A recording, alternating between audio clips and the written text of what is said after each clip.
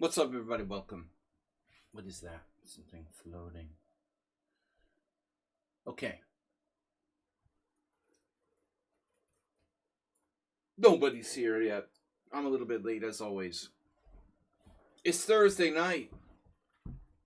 Thursday night. Thursday night, we do analysis here. Some Prism, welcome. So, subscriber analysis stream. Sex Draw, thanks for being a subscriber. Astrobate, thanks for being a subscriber. Some Prism, thanks for being a subscriber. Any of you guys guilty of being a gift sub? Gift subs are welcome.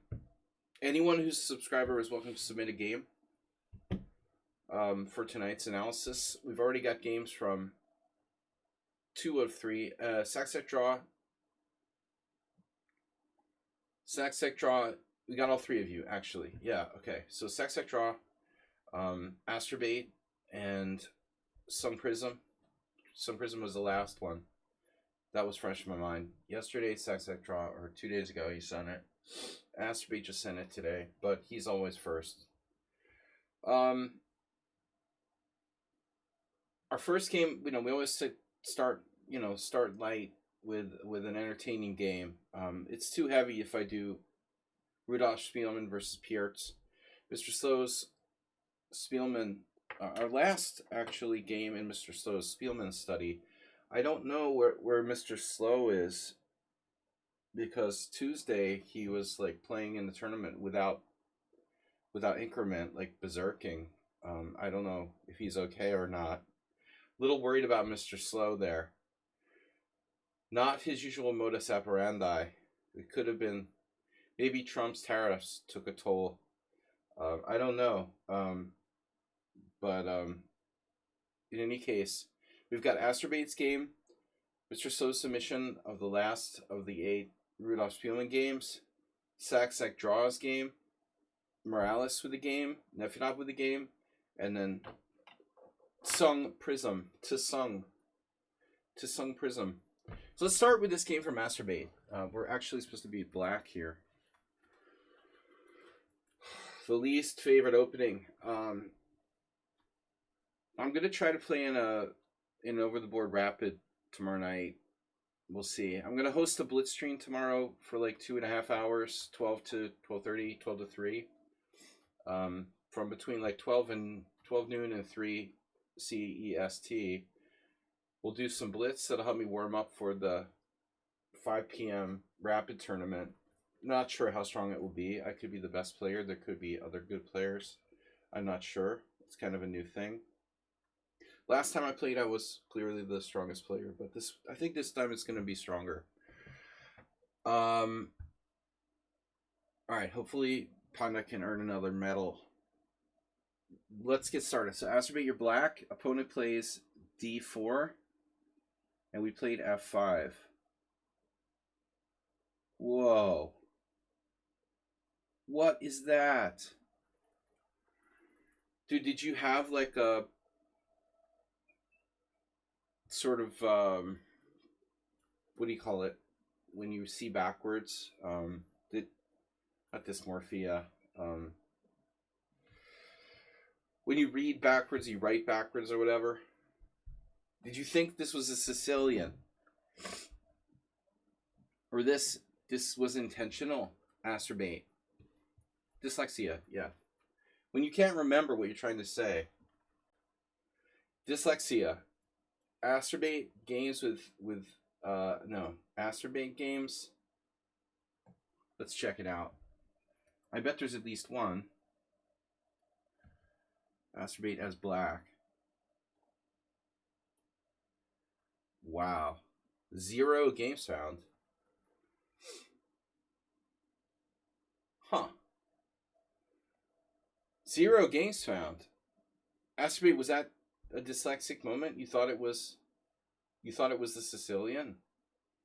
Or you thought you were white and you're playing the English?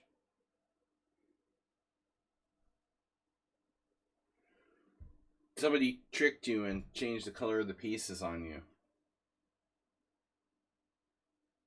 Well, I got no games with Astrobate as black. Wow, that's it. Must have been a rough day. Okay. Anyway, the Dutch is fine. Dutch is risky. I don't recommend playing it unless you have a lifetime of experience. But in general, I think the move is okay. You know, you get good control of e4. Um, you know, it's a little bit hyper modern, but at the same time, you know, not as hyper modern as some things. You're still getting like concrete central control with the move f5. So anyway, bishop f4. Yeah, it's just like my new theory is that we should all play like the we should all just play like the small center defense because people either play the London system or they play the Bodler attack. You know, so now I think we just go with like, you know, the small center and just neutralize both of those bishops on c4 and f4. So Antonio, welcome. Astrobate, we don't know whether he did this on purpose or it was dyslexia, but he played f5. Opponent, of course, plays bishop f4, which it's not bad, but I don't think it's particularly great against the Dutch. So then knight f6. Other moves include d6, e6, g6. Knight f6 is the most normal. And then white plays knight to c3. So we see a player who obviously wants to play the so-called Java or Java London. Only thing is, like, actually, knight c3 is probably better against the Dutch than normal classical d4 defenses. So knight c3 is probably better against the Dutch than against d5, for example. This is actually not such a bad move for white under the circumstances. You've got d6, e6, or g6. Mr. Slow!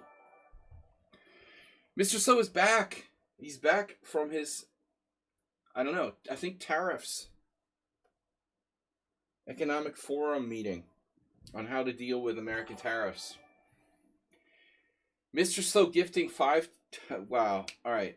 B. Karu. Bustin Silhouette. Kiwi Bites. Kiwi. Kiwi Bites. Peoples 923 and Fanatic Chess UA. Mr. Slow, we were worried about. I was worried about you. You know, seriously. Tuesday tournament with Berserking. I was like, oh man, what's up with Mr. Slow? I hope he's okay. I thought maybe it was either Trump's tariffs or maybe you had a little too much Oktoberfest in April. All right, knight c3 and now black played c5. This is a bad move by Astrobate now, turning into Benoni. You just made a decision. Okay. It was just uncharacteristic. I was worried about you. You're normally very, you know, very increment dependent. And I was shocked that you would do berserking when you're like so good at increment. I thought you must be drinking too much beer or something. So that's fine. I'm glad you're fine. Astrobate never plays c5.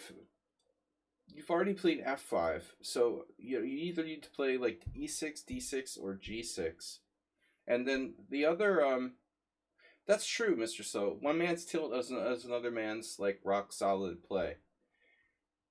It's all a matter of perspective. Another move Astrobate could play would be like knight c6 and d5. You go e5, and if bishop g3, you play f4, I guess. But that's a little bit experimental. I would think that the sensible thing to do here is e6, and then the next closest is like d6, and then finally g6. But g6, yeah, g6 is reasonable. You played c5. This is very extreme. It's not horrible, but you know, white has a bunch of options. Of course, pushing the pawn probably not popular with the Jabava London guys. They can take, they can push, they can play e3. They could pretty much, that's about the limit of what they could do. They shouldn't allow you to just like take on d4 I guess even knight f3 isn't so bad. So he plays that. That's not a good move, Master. He managed to find a not so hot move. So knight b5 now. Astrobate has a clear queen a5 check, which doesn't win a piece, but it sends white back and gains time. So rarely queen a5 is good. This is one instance. This is one instance, and thanks for the gift subs, Mr. So. One instance where queen a5 is actually a positive move. Queen actually looks very powerful here. Queen a5 check, knight b5, knight c3. You have a choice, but taking queen takes d4, knight c6 obviously is not bad. You could also try for knight e4, or maybe the move in the game not so good here. I don't know, knight d5. But the other move, interesting. Okay, this is also good to a degree. And the nice thing about this move is that you might still have the queen a5 check ideas in your back pocket. So white now, you know, obviously needs to deal with the threat of knight takes bishop. But he doesn't. If c4, are you joking, Antonio? What happens if c4? Now, clearly white needs to address the issue at hand. So, I mean, at the very minimum, he can play bishop takes b8. Bishop g3. Now, maybe, you know, he meant to play bishop g3, f4, c4, and he got his move order tangled up or something like that.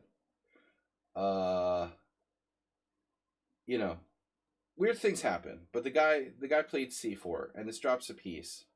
Knight takes f4. And now queen d2, knight e6, d5. Now, this may seem like a very stupid game, but it is Astrobate's first Dutch after all. And so now, you know, we got a kind of tough call.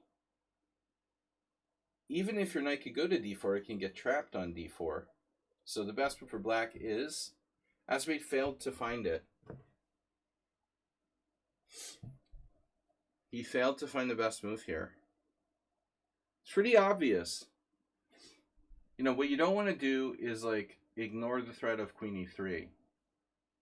Play a6 and get, you know, smothered mated by knight d6. But I think the best move is knight c7. You're challenging his knight on b5, and if he tries to avoid the exchange of knights, then you go d6 and you're playing your Benoni and everything's cool. And your knight on c7 is not so bad. So clearly that's the way to go here. This isn't as good. You're giving up a pawn, which you didn't need to give up. All right. He doesn't even take it. Now your knight's almost trapped. No, notice the almost trapped. f4. Only way to not lose a knight. 1 in 64. But you failed to find the best move. No, I mean, I think that knight d4 is a concession. You know, you're giving back a pawn, which you shouldn't give back, probably. If you give enough concessions, then the opponent will get back in the game. This is an unnecessary concession. Knight c7 is a really good move because it challenges a developed piece.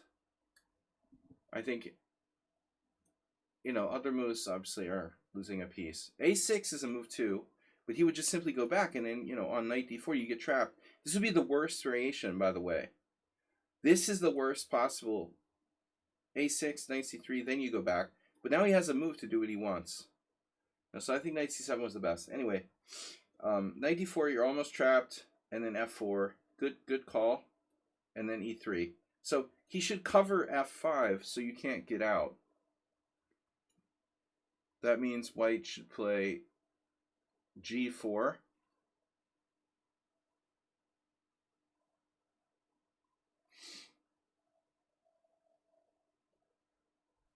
Yeah, no, I mean, white should avoid exchanges there, definitely. If a6, knight c3. Don't trade pieces with white. He's down a piece. His best shot is g4. Now, can we save our knight? Is what I'm wondering. We can. Because we can take en passant, freeing up the f5 square. He recaptures. we have to get out while the getting's good, so to speak. If white plays, like, I don't know, G4, knight d6, we're playing the freaking vulture at this point, and it's starting to look like white has a lot of compensation. Now, maybe it's not enough, but it's getting close, you know. I'm just trying to illustrate how this could possibly go wrong. And none of it was necessary. F4, E3. Luckily, he plays that, which isn't quite as good, you know, not his best move. And you should take here. I think white will take back with a pawn, and then you go ahead and do what you did with knight f5. But I think you should exchange first. If he takes, you know, with the queen, you win a queen with knight c2 check. You go knight f5 unprovoked. He could take on f4, winning a pawn. Why give him a pawn? Bishop d3. Now, I still say you take on e3. I don't understand your hesitation with taking on d3 or e3. d6 isn't bad. Again, white can win a pawn with pawn takes f4. I don't know why he doesn't want to win back a pawn. Instead, after queen e2, white is angling at something that doesn't even work. White is playing very strangely for someone who's 1750, in my opinion. G6, and now bishop takes f5. What does that achieve? You know, and now finally he takes the pawn, so he has one pawn for a piece. He had 17 chances to take a pawn. He finally takes the pawn. Now knight f3, castles, and then h4. Remember, this is a London system player, and you messed him up by playing the Dutch. Dutch is one of the more disruptive moves, I think, for the stereotypical people who play the London system with white. I mean, my personal preference is to play d6. The problem there, you have to know the opponent is a London system player in order to play that. Normally what I'll do is knight f6, bishop f4, and d6. But here, you know, okay, you're playing the Dutch. You should be happy to see bishop f4. Anyways, so h4, e5. h4, e5. How does this work? Because he can take en passant. So you just have rook e8 and it's really strong? That's what it looks like. The dude doesn't know about en passant. So after pawn takes e6, you have rook e8. And on knight g5, you still need a good move, but I think you have them. You know, you can play h6. Maybe not the best move. We probably have something better here. Something simpler. Just knight c6, threatening knight d4. You have a lot of good moves. You're totally winning. This is not even a question. This game is a knockout. h5, and then e takes f4, opening up the e-file, and now castles queenside. And now white has a little bit of threats on the h-file, but your two bishops are like crushing, right? This shouldn't be any question. d4, knight f6, knight f3, e6, bishop f4, d6. Yeah, but I mean, that's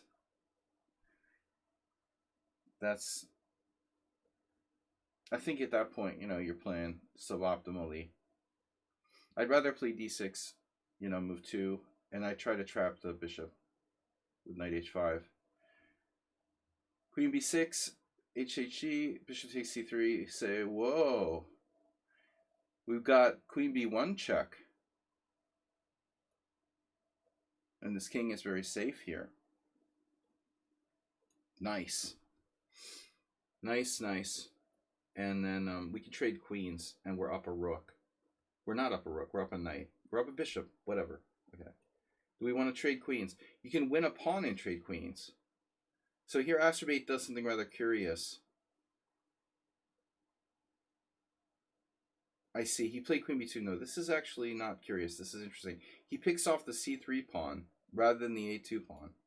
This may be a good call. Queen b2 check here, queen takes c3 check. This guards the long diagonal for black. I mean, I think white should play king f1. But he plays this. And now you're threatening rook a, e8. And then queen f3. Now, if you were to play like bishop d3, that looks pretty strong. Nice move. That's your best move. Oops, I lost my glasses. Bishop d3, that's your best move today. This game. And then boom. Yeah. Very, very crushing finish. All right. Good job, Astrobate. Easy. I like bishop d3 though. That was your best move, definitely.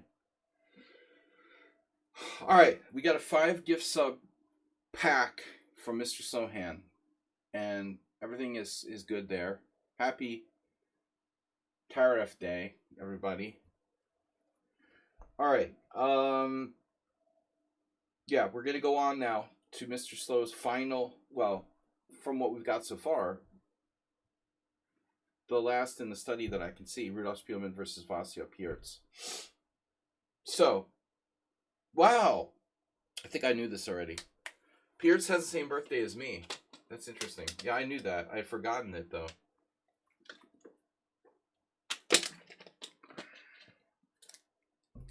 Well, all right. Happy birthday to me. Happy birthday to me.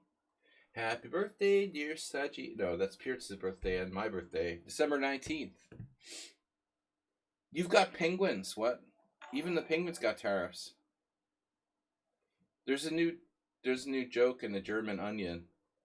You know those little Kinder eggs? Now come with a real egg inside. And they say that, yeah. They say the Germans don't have a sense of humor. Have you heard that one, Mr. Slow?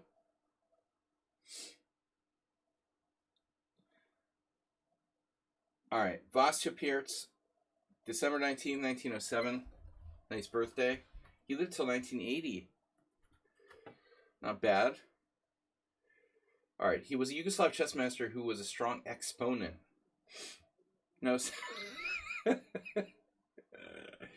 but it's gotten to the point where a regular egg is like a prize. You know, that's the humor in it.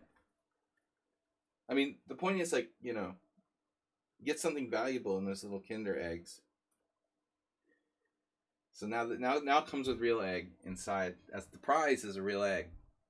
I don't mean that, like, you know, you get the Kinder egg, but you also get the prize. It's like a real egg. All right, Vasya Pierz, Yugoslav chess master, hypermodern defense, now generally known as the Pierz defense. Or Pierz Ufimsev. Exactly. Nice. So, okay, Pierz is black. No, Pierz is black. Yeah. Yeah. We're white. Pierz is black. So naturally, we're playing d4. Dude, you know the guy plays the Pierz. Why don't you play e4 against him? So I wonder at what point in his career Pierz started playing the Pierz. Did he play the Pierz like straight out of the egg? Or did he, yeah, we need to make Easter jokes, right? It's almost that time of year we can make German Easter jokes. All right, so we got d4 against the Pierz master. See, the thing is, like, you could play d4 or e4. Those Pierz guys, they don't care. They'll just play d6 no matter what. You know, you're not avoiding anything. You might as well just play e4 against Pierz. Oddly enough, though, he does not go into a Pierz. So obviously doesn't always play the Pierz. He wasn't feeling very Pierzy this day. And this game was played in 1935. So I guess Pierz was, you know, 28 or so. Close to Pierzing. Peking. Alright. d4, d5, c4, c6. And then it's a Slav. Ugh. Yuck. Is Nefedov out there? You guys, we started the stream with a London and a Slav. How lame is that? But, you know, the good news is that against the London, we had the Dutch, so that was interesting. Astrobate with his first Dutch. And now the Slav, hopefully we get something interesting with white. So, knight f3, knight f6, and then knight c3. Play like a man! Yeah, this is my old go-to main line. Allowing, of course, black to play the long variation of the Slav, or Dutch variation, some people call it. I guess after Uwe. D takes c4 is mainline. Probably was already mainline. It was 1935. This is like Aliakhin era. Aliakin Uva territory, 1935. There he is, Nefyadov. Speaking of the Slav, yeah, I'm surprised you didn't get I'm surprised you didn't get like your comment like flagged for putting Slav in there. Usually, like sort of we get triggering the the warning bot or whatever. Are you insulting the Slavs? The Slavic minority? Yeah, but Black does not play d takes e4. Pierce plays e6, which raises some interesting questions. You know, Aliakin, for example, and Uva, both players who played the Slav. Slav was popular in the 30s. Started to be popular in the 30s, right? The history of the Slavs. So Aliakin Uva World Championship match, for example, or matches, 2 matches. The you know, not a lot of heroic Slav players come to mind. You got Aliakin Uva. Floor played the Slav, though he never became world champion. He was a very strong player. Another player of that same era, too, which is interesting. So if you think about it, all 3 of them, you know, Aliakin, Pierce, and Floor, kind of similar era, all players who played the Slav. Yeah, so my point, okay. Black plays e6. Now, one of the things I was going to say is, like, how popular was the semi-Slav, say? You know, Botvinnik was the one who pioneered. Botvinnik would pioneer some semi-Slav.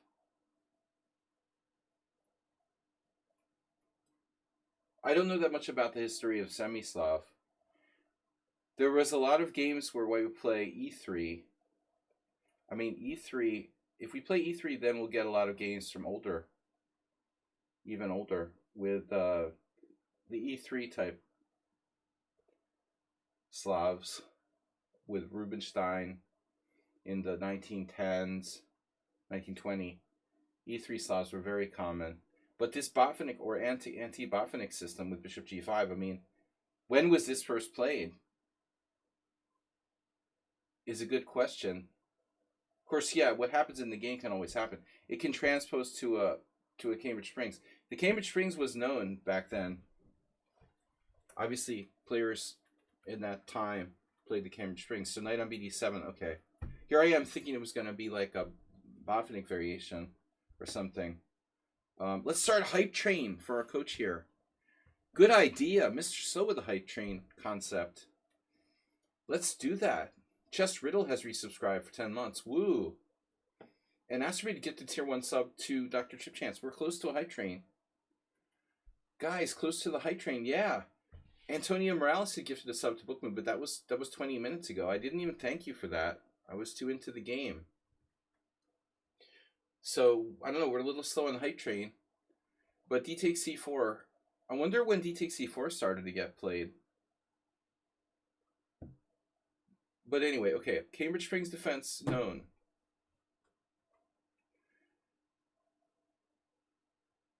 E3. And then Queen A5, which is the accurate way to play Cambridge Springs. I don't trash your openings, Nefyadov. I trash the... No, I think the Schliemann is cool. Although I made the point that your openings seem inconsistent. I don't trash all your openings. I trash the Queen E2 against the Petrov and the Slav because they're boring. But then you're inconsistent. You're not boring in every way. Like you play interesting lines, for example, in the Schliemann Roy Lopez. I don't trash the Schliemann. I just say I find it difficult to play against. That's different. Mr. Slohan gifted tier 1 sub to Niels and Asterbeek gifted tier 1 sub to Omaru. Alright, Queen A5. Thank you guys. Hype train. Been a long time since we got a hype train. Thanks, Asterbeek, for the gift sub from Omaru. Okay, so Queen A5 now. In those days, everybody played Knight D2. Or not. No, they didn't. Wow. this was known, you know, as kind of main line, even back then. So it turns out that c takes d5 might have this been a very formidable weapon. For some reason, knight d2 would overtake this move for many, many years as the more popular variation. I don't know exactly why. You know, I do know there's some weird gambits that exist in this line. C takes d5. For example, knight e4. Leboyevich has played this, Solskis. I don't know who invented that, but it's probably something really old. Sunk Prism even gifting its tier 1 sub to Wenardi. Wow. So, we've got close to a hype train, for sure. Come on, guys, just 100 bits will make it. We got close to hype train. I think we're going to need 100 bits. We're still going to need 100 bits. All right. Come on. 100 bits. Somebody donate 100 bits. But anyway, knight e4 is some weird gambit. After c takes d5, black plays the correct move. Knight takes d5. So both sides knew how to play the best line. This is still the best line, I think, by today's standards. Here's a very interesting thing now. What I was wondering is, so queen d2 is the main move. I was seriously keenly aware that I might face this variation in the not-so-distant past. So one question that I have, and I couldn't make up my mind, is like, is it possible that rook c1 is actually better than... Is it possible rook c1 is actually better than queen d2? It's close. They're not exactly the same.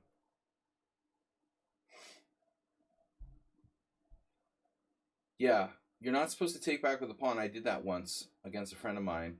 Got a bad position and won with my only Cambridge Springs. C takes d5. I don't know why I did that. That was a weird game. It was like some game 60 tournament, and I decided to just try something random. So knight takes d5, queen d2, main move, and now bishop b4 is the main move. And so now we have to play rook c1. There is no other move. But the point is, if you play rook c1 first, then after bishop b4, see, now we can play a3. And this is a separate and serious possibility. There's some questions about move order here. Down we got hype train. Come on. Sun Prism, and we got Astrobate gifting 100 bits. Still no hype train. What is this? We got to have a hype train. Come on. Somebody else got to another 100 bits. We got to hit a hype train. I can't believe it. Sun Prism, Astrobate with 100 bits. Come on, guys. There it is. Astrobate with 1,000, but that's you. We got to do someone else. Astrobate, you donated twice. Thanks for 1,000 bits. Somebody other than Astrobate. Nefidov. For trashing all your openings. Donate 100 bits. Bishop e4. Rook c1. Now main line. Castles. Now I think that black's supposed to play h6. But this obviously wasn't that subtly worked out back then.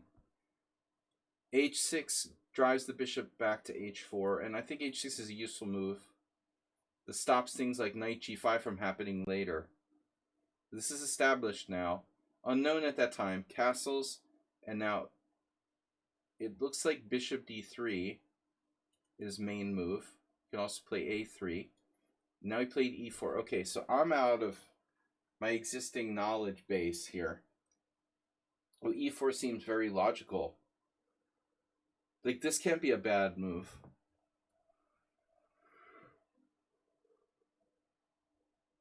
It's Trump's fault. Everybody is Scroogey. No, you guys were very generous. Astrobate donated 1,000 bits too much. We just got the bits in the wrong order. Don't need 100 bits for Trump Day. Come on, the faster he fucks up, the faster we get him out of there, and whatever. All right, e4, knight takes c3, b takes c3, bishop a3, rook b1, and now black needs counterplay. Normally it's either b6 or c5, but obviously the queen can be kind of awkward in some cases on a5. If you play b6, you take away its retreat squares. If c5, there's some rook b5 play possibilities here for black. I mean, fundamentally, I really like white's position, and I'm intending on playing this line or these types of lines in the future.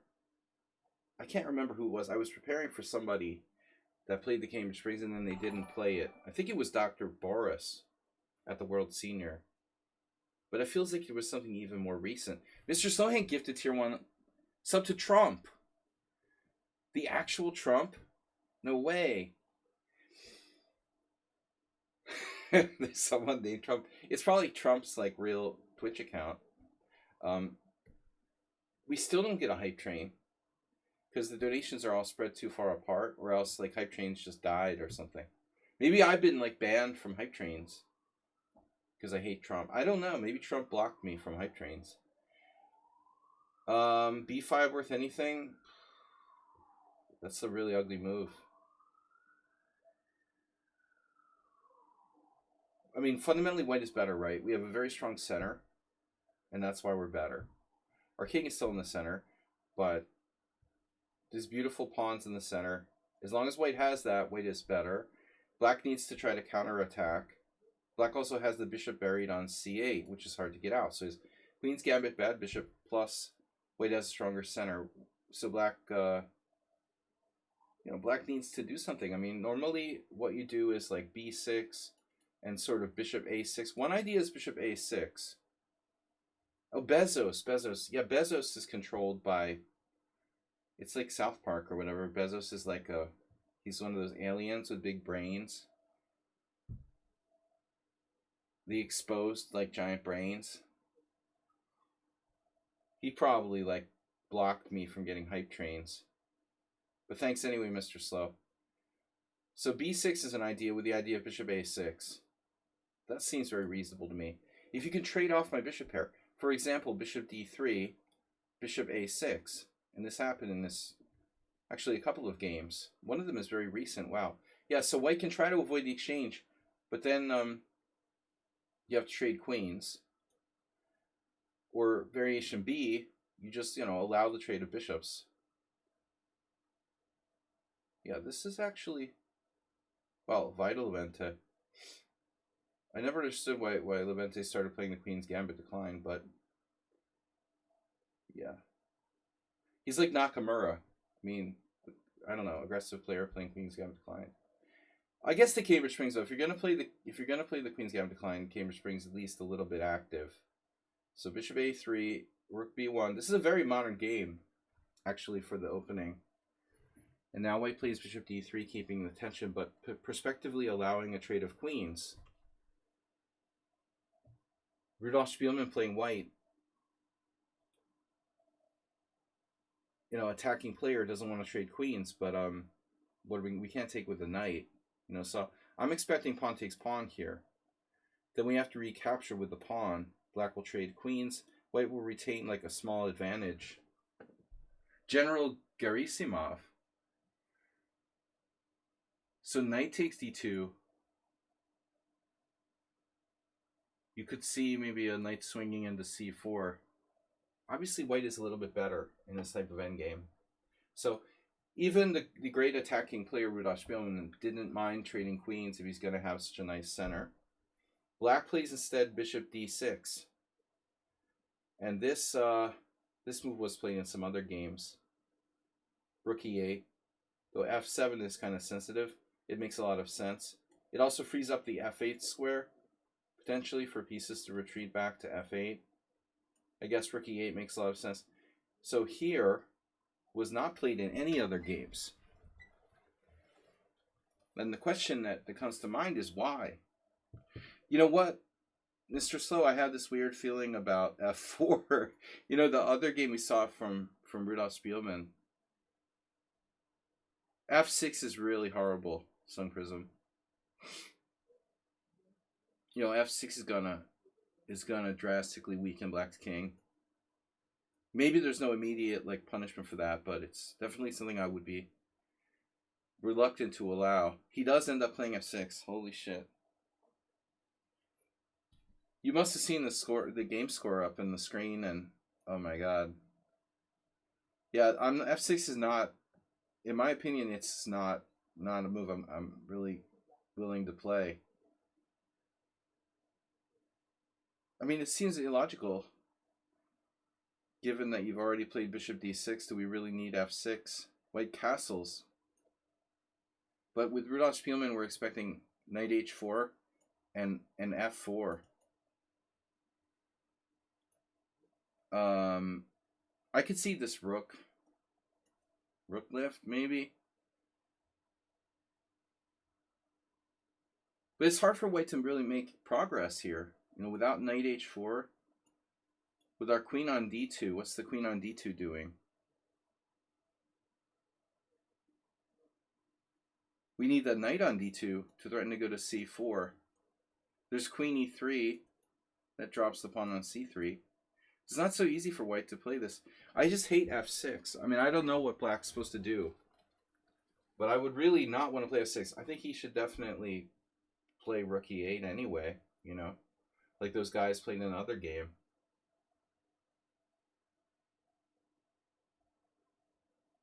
I mean, ultimately, black has a Kali system type setup here. And the queen can even fall back to C7 if it has to. It doesn't look that bad. Well, what else if not F6, then rook E8? What's the problem? Like bishop C4? I mean, nothing is attacking F7 and H7 here. So, I'm not really sure what black's, what white's going to do. Like maybe bishop H4, let's say, giving us access to here. But even so, we still don't have any threats against those light squares. So I would prefer to play rook E8 than F6. I mean, the weakening of this diagonal seems like almost suicidal for black, to be honest. I would stay a million miles away from F6. Pretty much anything but that. He does F6. Yeah, there's no immediate way to take advantage of it, but you're just a couple moves from getting mated. I mean, just you know, knight H4, bishop C4 check, and then some kind of heavy piece landing on the H file, and it's mate, you know. We're really close to serious danger here. Like, F6 doesn't lose the game directly, but I mean, it's like, you're just so close. So what happens next? Very, very strange. Black plays F6, and then I'm expecting bishop H4, which, you know, I may be wrong about this, because that would take away the knight square. Yeah. Yeah, so that's a major drawback of bishop H4. We really need to try to use knight H4. So here, okay, this is correct. Now we've got knight H4. We've got Spassky-esque, you know, F4. Rip Boris Spassky. I bet Boris Spassky studied Spielman's games. And now black plays, you know, I mean, another kind of, well, he's got a limited option. He's got limited options. Sun Prism's B5. I'll be honest with you people, like, Sun Prism made this suggestion earlier, but I mean, at this point, like, we have so little control over the white squares. I would say, like, B5 might even be a consideration. I mean, it definitely weakens the queen side. All right, so he goes here. So why D8? He wants to opposite the queen, and he wants to play knight F8 to come back. And now the really crazy shit happens. Rook FD1, and then king F8. Excuse me? Astrobate gifting a tier 1 sub to Gary Hertz. Mr. Slow gifting tier 1 sub to Whatever Clever. Now we gotta be close to Hype Train.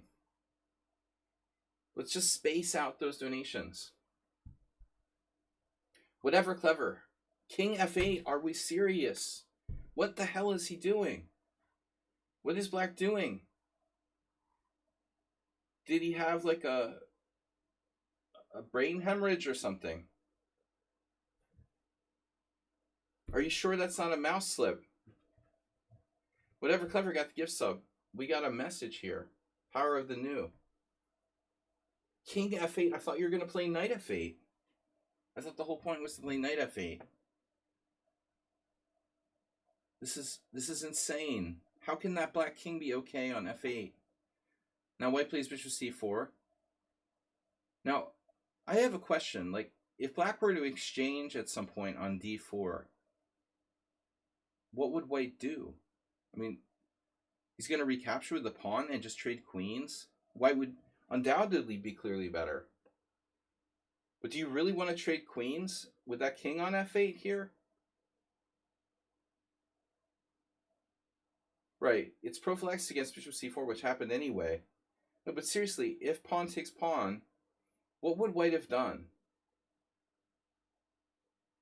You know, if you take with the knight, okay, it looks good. It's like a Sicilian, except there's these huge holes at E5 and C5 now. I'm not sure that I really trust this for White 100%. It's probably playable.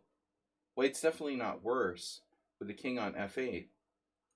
He's going to try to get mated by Bishop H6. And it's pretty scary when Bishop H6 almost works, you know, by the way. King F8, I can almost play this.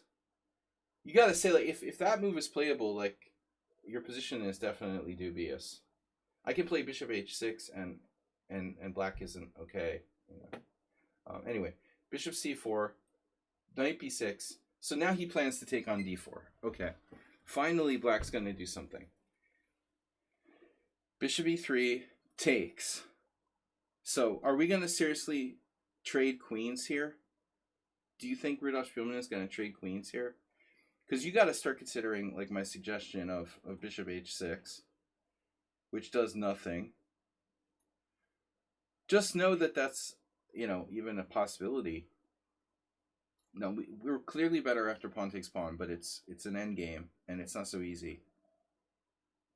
I shouldn't even say clearly better. Slightly better after queen takes d2. Okay, so White had to plan this out. You know, he saw it coming. He could take with a knight, but now c5 is a problem, and there's bishop takes h2 check. Well, that's going to be a problem no matter what. It's definitely a problem on queen takes d4.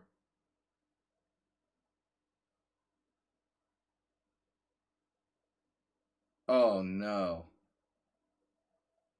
So bishop takes d4, and now the question is, if c5...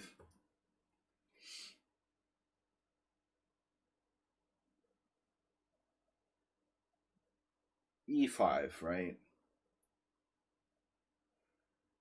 No brainer.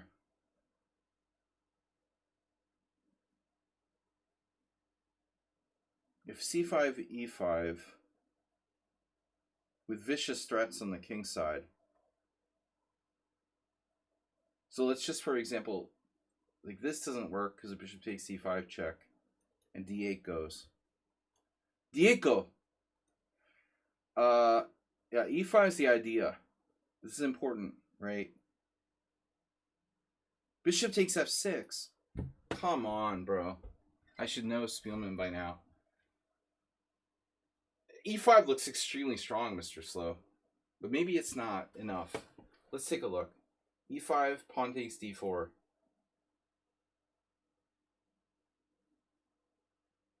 Okay, I honestly wasn't sure, but I thought we could do this. This still looks good. Maybe it's not queen g5 on this suggestion. This might not be good enough. Let's see what the evaluation says. White is clearly better. Oh, white has queen d3. Holy shit. Wow.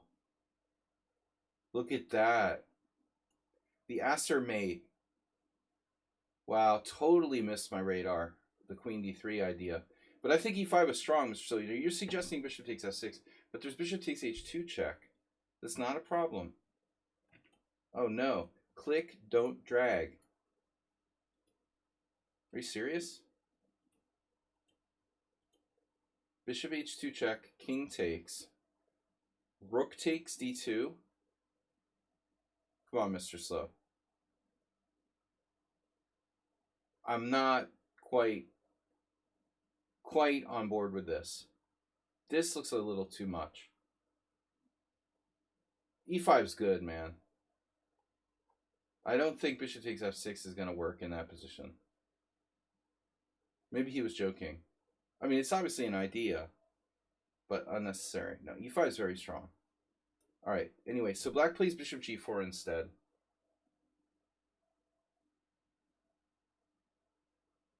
Which effectively, like, fights for control of e5.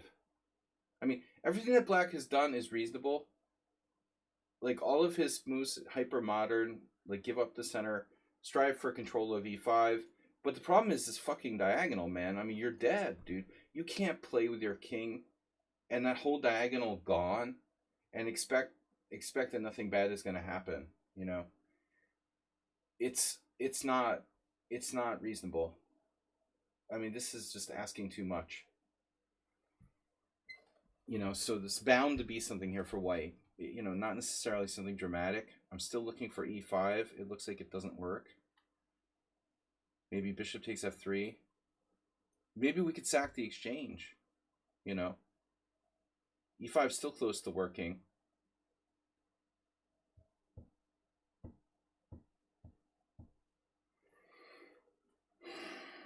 But he makes a very rational move here. There's still, like, obviously our bishop is trapped after c5, but now the difference becomes clear. Now we really have bishop takes f6. So there's no more of this c5 bishop takes h2 crap. At this point, bishop takes f6 is like crushing. So Pierce, you know, he could play bishop takes f3, but it looks clearly better for white. So we're not playing matches here on wit. We don't use the term sir. We say sire. No, sire, we are analyzing games today. Sir is like the London system. Everybody says that. It's boring. We use sire. All right, so queen e3. This is a really good move. Setting up bishop takes f6 tactics. And now Pierce has it covered with queen h5. So you got to give him credit. I mean, he's pretty cagey, but still, can you do the impossible? You know, play with your king completely open on the board against an attacking player of this magnitude. h3 is okay, but it's lame. So now, white, you know, what would a weak player do? Well, he's starting bishop takes f3 and then take on h2. Our king could run away, so that's not necessarily out of the question. It's possible we could allow bishop takes f3, take with the g-pawn, and then evacuate our king to the light squares in the center. We're not getting mated. But, I mean, obviously this kind of move just sucks. You know, we don't want to give up our square bishop for nothing. So, it turns out that e5, you know, I still am curious, guys. Can we go back to the previous move, move 20? I just want to make sure it doesn't work here. Does black have some crazy move here?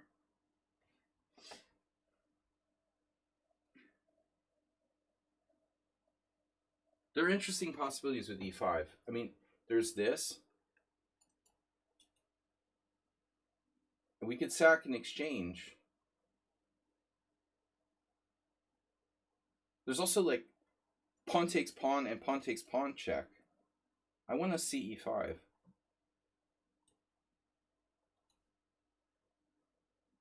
So it turns out that e5 is sound, and that'll be called Sladgie's variation. Black has bishop takes e5. This was my idea to sack the exchange here with knight takes c5. Bishop takes d1. I didn't know if we'd have enough compensation or not. So if we just recapture with like rook takes, black is better after queen takes c5. Wow. So even that is like almost equal. So we have these weird in-between moves. Knight c4, knight takes c6, where white has sacked the exchange for two powerful bishops. Now queen takes d1, and then you've got mate threats with queen h5. So definitely e5 was on the radar. This is a very interesting move. He plays queen e3.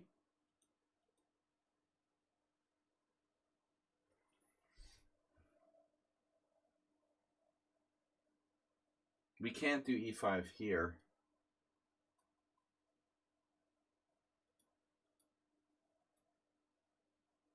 The game continuation is okay. e5, f takes e5.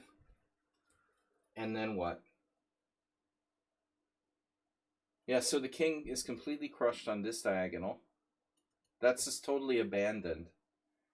You know, you've like left your king living in an abandoned like row home. Looks like a crack house.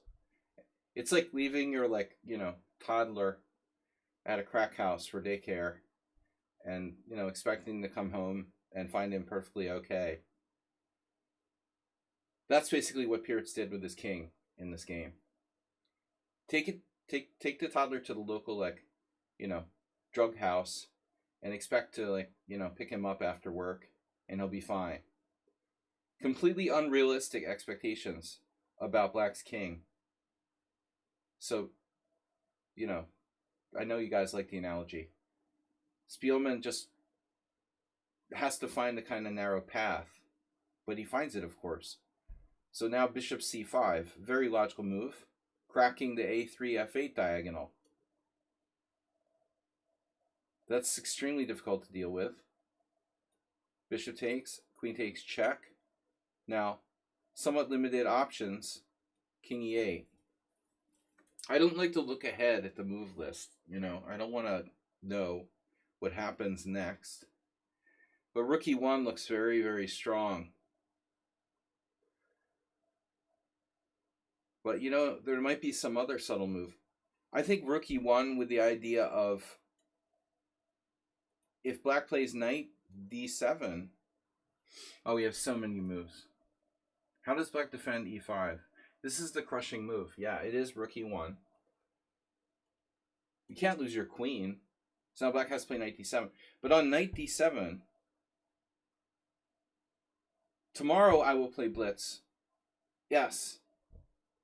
Tomorrow I play an over-the-board rapid tournament in the evening.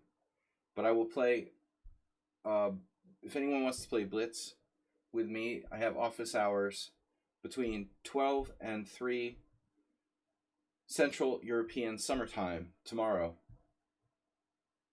It's our blitz, little blitz stream. I'll play maybe 10 games tomorrow. Rook e1, knight d7. Now you see when you play knight d7, there's this, but there's also this, that diagonal, that diagonal.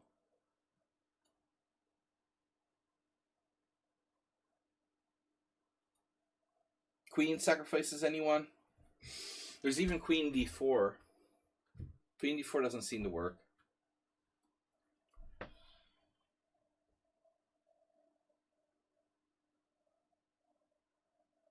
So this is absolutely critical. Now, queen d6, bishop takes f3, queen e6 check, king f8.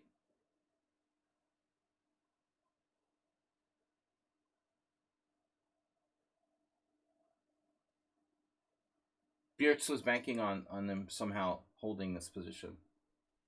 I would imagine white has more than one strong move. Time for king d7 and run. Huh.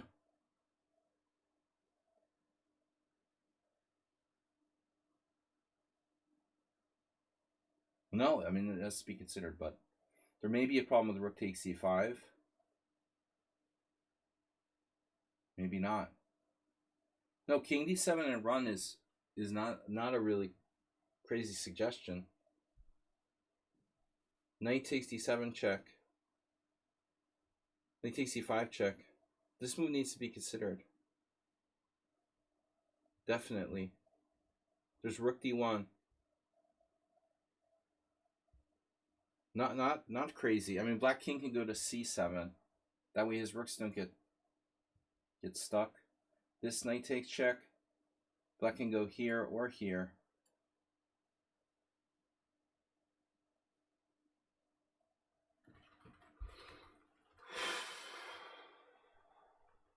I mean, it may be that king d7 is a better defense. Your king gets out of the center. This looks like, yeah, like you're stuck. So he finds rook takes e5 check. Wow. Now black has to take. And if queen takes,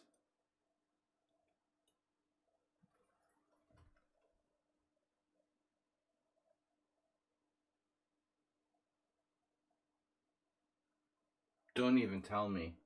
Oh my god. This works? Are you serious? This works for white because of bishop f7 check? Wow.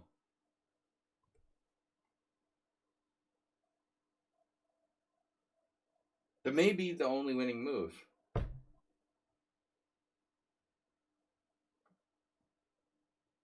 I'm not sure. I didn't double check with the computer. Otherwise, queen takes e5 is a defense, you know, for real. Now we can take the queen with check, and we win for sure. Wow. Brutal. Okay, but okay, knight takes. Do we have any options here? For example, rook e1. You could play rook e1. But again, you know, that running away idea is kind of annoying. So white plays knight takes e5, and the problem is now we're threatening bishop f7. That same theme.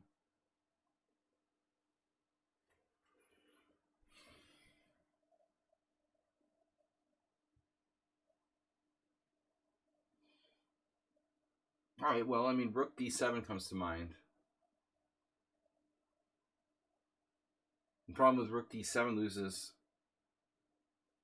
to knight takes d7. Damn. So if here, so if here, here,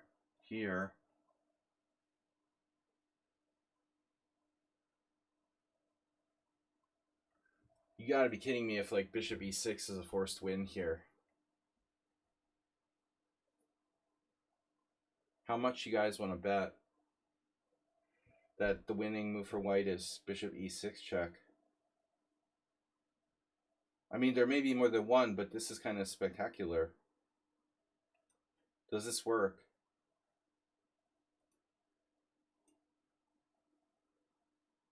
There is plenty more than one. Bishop e6 is not clear. Wow.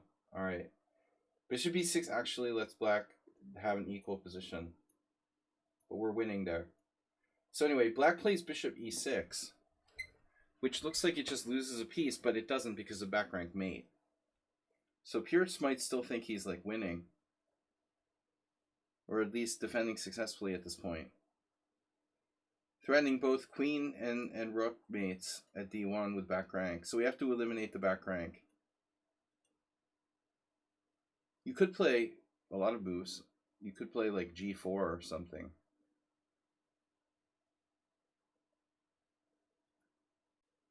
But he just simply goes rook e1. There's something beautiful about it, right? How fundamental White's play against the black king is. So effectively, black just is playing rook odds in this game. Basically, what happened is that black just never had an a rook. So it doesn't matter that he's up that rook. so long as he doesn't trade off all the other pieces. That rook is only going to matter if black can make it to an endgame, and he can't. After the game, I want to check and see if Sun Prism's suggestion of knight d7 has any kind of validity. But this move looks a little too desperate. That's the best black could come up with, then he's probably lost. Because now it's just like we're up material and we have a crushing attack. Bishop takes e6. Queen e2, back rank. Check. And now there's a series of checks. Check. Now another check. And now black must go to, well, it doesn't matter. Yeah. There. And now we have mate, bishop e6. And now the final blow. Maybe knight takes c6 check. I imagine knight takes c6 check would work. Knight takes c6 check. Pawn takes c6. Rook b1 check. He could drag on the game with like queen b5. It may not be that simple. This is better. Check here. And then knight c5 check. Very beautiful. So let's take a look at Sun Prism's suggestion of bailing out.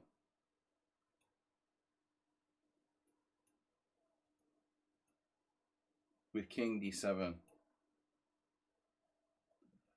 It doesn't matter apparently, but it is the only other move. This is the only other move. King d7. Oh wow. So we could win with the standard type of move, but bishop f7. Really elegant. Look how perfect all the white's pieces are, by the way. You know, how perfectly active all the white's pieces are.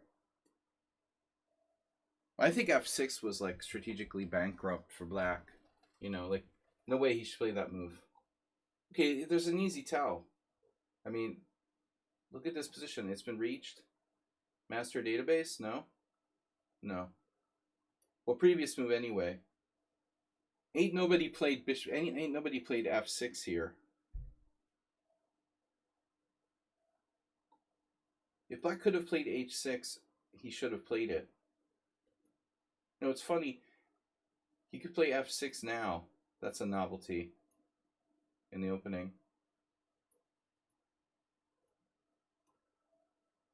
Maybe now h6.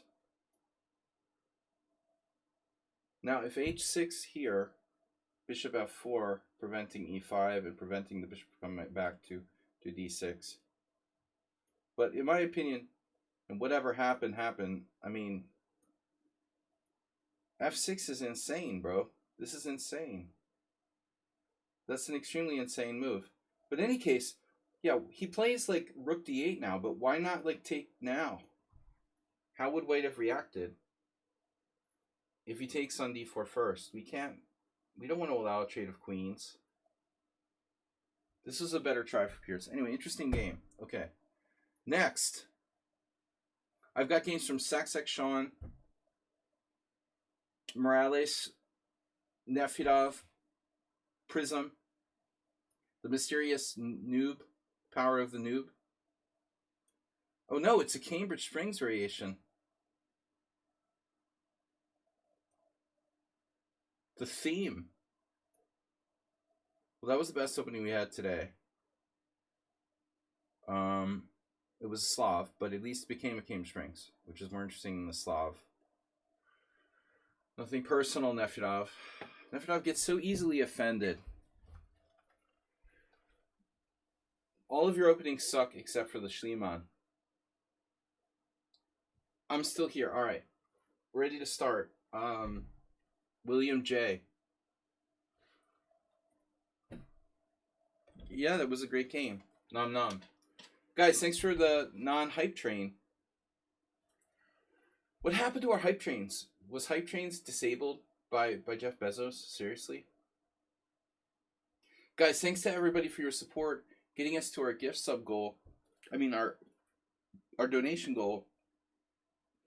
And next week, we're going to order our desktop computer with the money that everyone donated. So just keep you posted on that. Next donation goal unclear. I mean, I've got the World Senior in October in Gallipoli, in Italy, but that's still quite a long way off. But maybe we need to start seriously considering making that the next donation goal. All right, it's not that long, right? April, May, June, July, August, September. Oh, okay. It's 6 months. It's half a year. Okay. Anyway, Sac Shaun the Sheep. E4, E5. This is the best move for black. And now, yeah, I was looking at the starting position, and if white plays D4, black has two moves that are good. After D4, black can play either knight F6 or D5, and in both cases, white is better by 0.2 center pawn loss.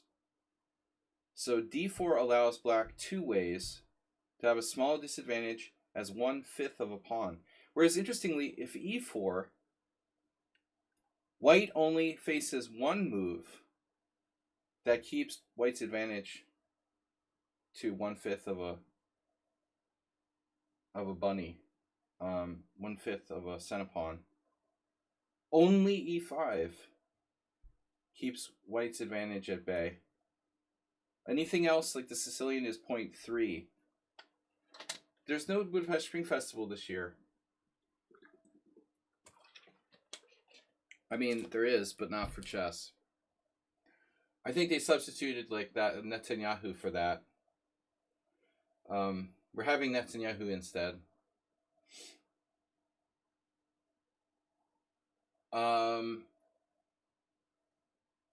Yeah, the Budapest Spring Festival has always been kind of, it's on and off.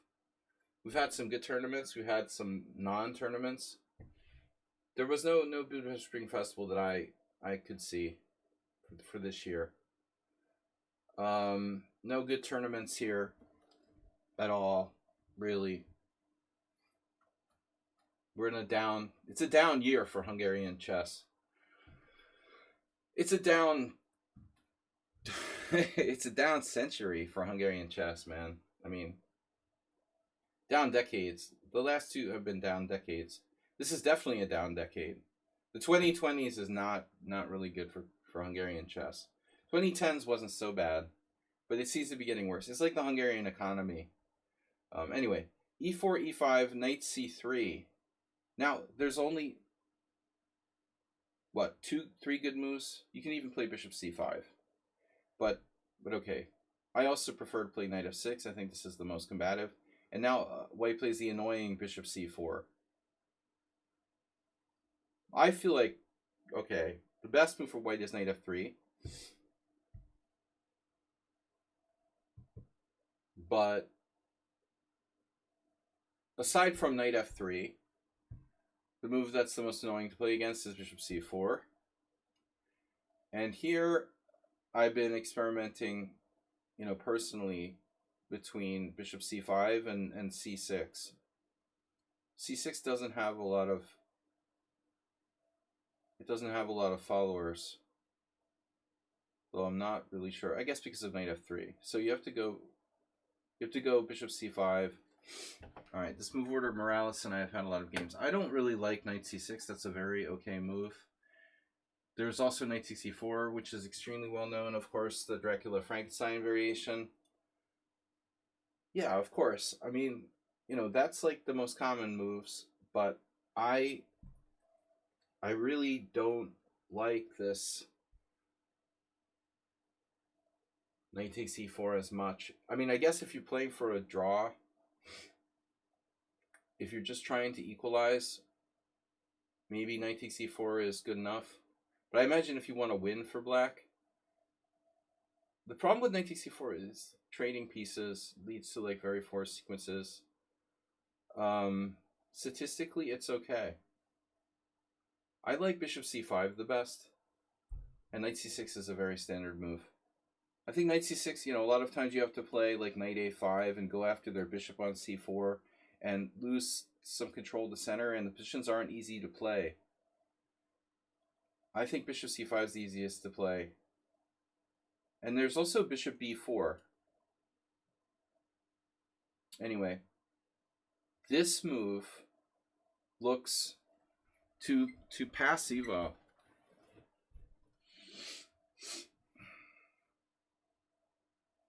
Muy pasivo. Pacífico.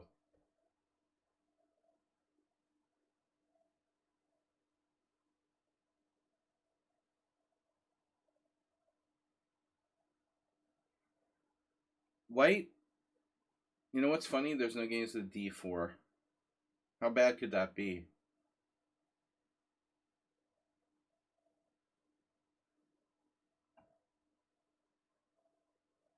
Well, again, knight f3 is a good move. There is a question, though. I have a question. Okay, this is legit, though. Maybe you are threatening knight takes c4 now. So if knight f3, maybe suddenly knight takes c4 becomes really a little bit better.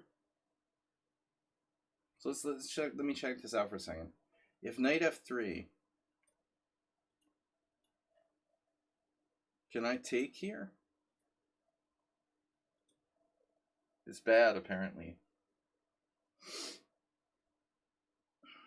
Because the bishop f7, king f7, knight e5, check, king g8. I mean, you never know until you really analyze a particular variation to be sure. It's not like black is lost, but apparently white is better here. I was just wondering if we're threatening knight takes e4. So I would argue that, yeah, you're playing a Hungarian defense. It's okay after d6. I'm a little scared of d4. I don't want to have to play the Philidor. Okay, you can play knight c6. Probably, yeah. Knight c6 is okay. Then white will play d4. And then we have to play d6. Well, we should play d6. It's a Hungarian defense. Alright, so what about other options for white with this bishop e7? You can obviously try like f4. There's a Gdansky versus Rosenthalis from 99. This looks like how I lost recently to Morales, almost. Reminds me a lot of how I lost to Morales. I mean, if black's best move is d6, he's in trouble.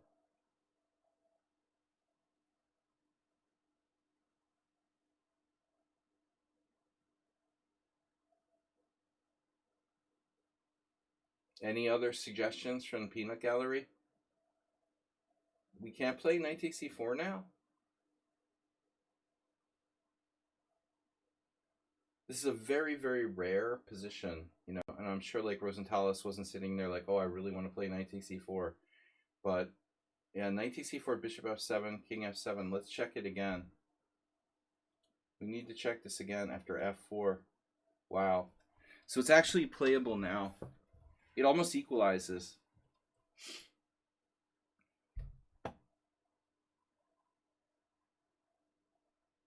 Knight takes e4, knight takes e4. If bishop takes f7, king f7, you've got a good, like, fried liver type of thing with d5.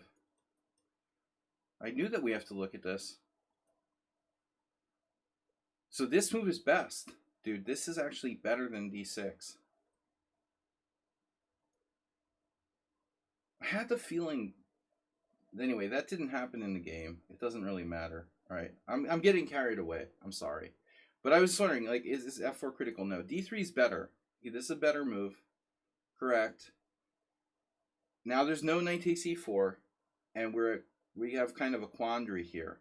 But what about c6? To me, it looks like c6. We're gonna hit him where it hurts with the tariffs, baby. Just my one commentary on, what do you think's going to happen when you elect a moron as president? For all those people complaining about tariffs, like, I like. Are there Republicans out there who like watch their stock portfolio melt down right now? Like, yeah, I wanted this. It's an opportunity to buy Tesla at a discount. Um, no, all right, we're done. I'm not going to go down the rabbit hole. You're new to E5, so C6, yeah. No, we want to strike back strong. You know, so normally our bishop would be on C5, and that's kind of common position. It's not that different though with the bishop on E7. You still probably want to fight back if you can with C6. I think it's important to counter aggressively. Obviously, bishop C5 is more ideal. So you castle. This is very sound. But we have no active counterplay to F4. You know, if you played C6, I'm just saying, if you played C6 and white played F4, maybe we can counter more aggressively.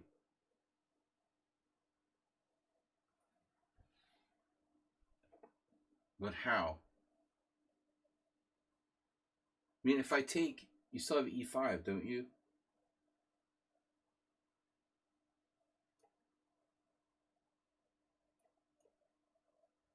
Do we really have like knight D5 here? Oh my god. This is so cool.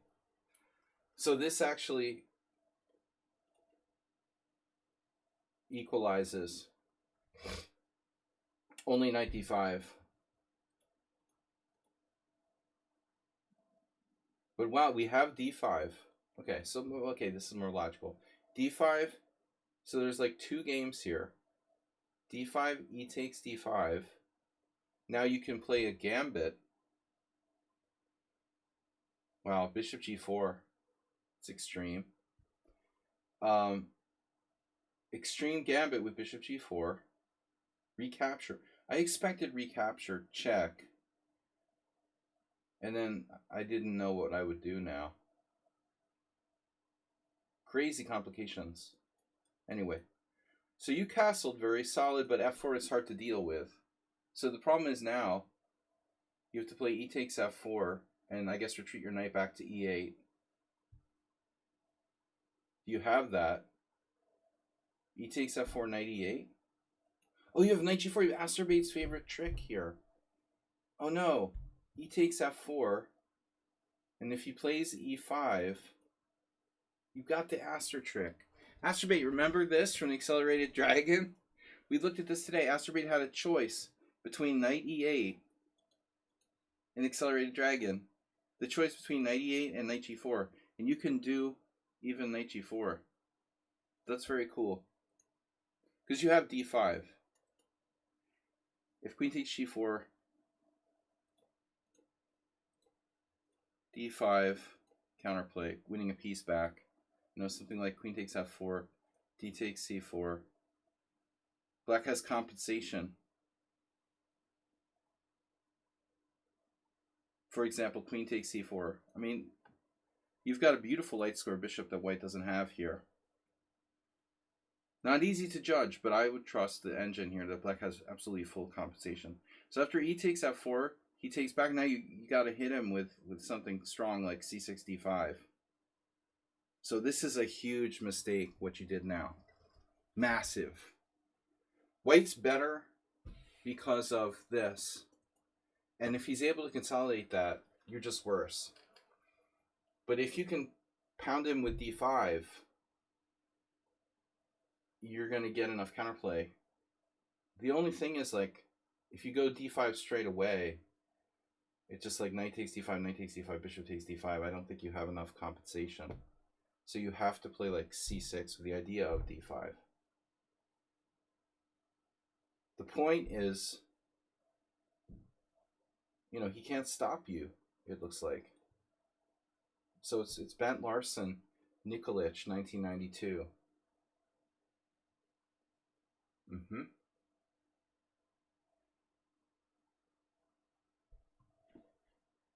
I think I played this guy, Ardelian, a few years ago.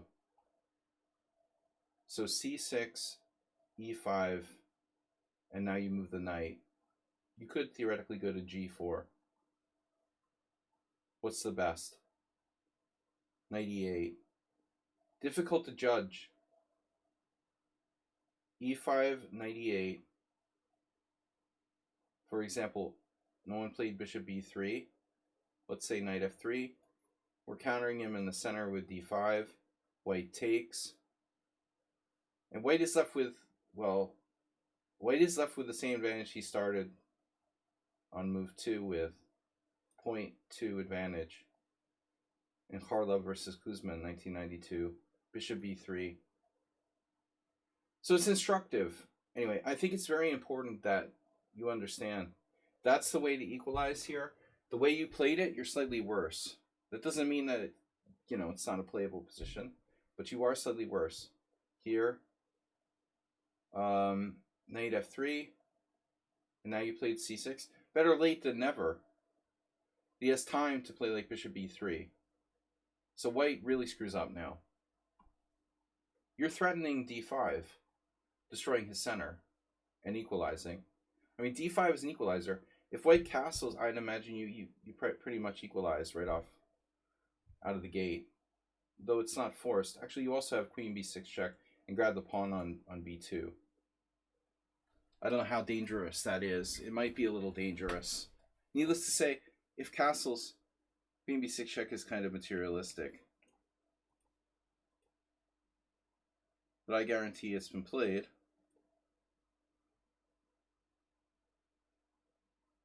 So here, white has d4. No, I don't know. If castles, can we just play d5? It's the main move. Apparently not best. I feel like it's okay though.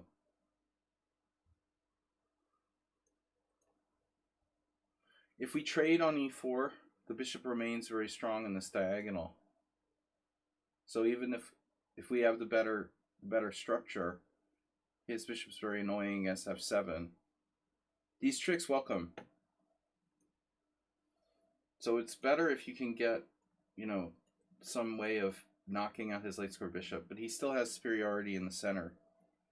It's not good. You're not going to completely equalize, after d6.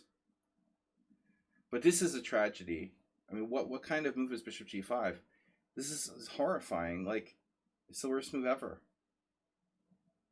What in the world does that do besides just hand over a tempo? This is the last piece he wants to trade for your bad bishop on e7.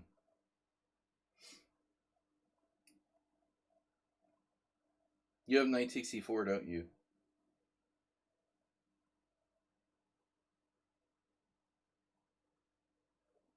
Maybe not. So if knight takes e4, bishop takes e7, queen e7, pawn e4.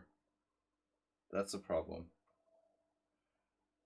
Knight c3, bishop takes d8, knight takes d1. This actually looks okay. Complicated to say the least. Looks like you're gonna have to do something crazy. Bishop g5, knight takes b2, bishop b3. Now you have to play b5 to not lose a piece. Well, oftentimes such tactics are a mistake, but you definitely have other options. This is by far, not forced. I mean, knight takes e4 is certainly not forced. d5 is okay. d5 makes tons of sense. That equalizes. Takes. Knight takes d5. Now white has to be careful. I don't know. Nefedov recommends trading queens in some way with queen e2, and I agree with him.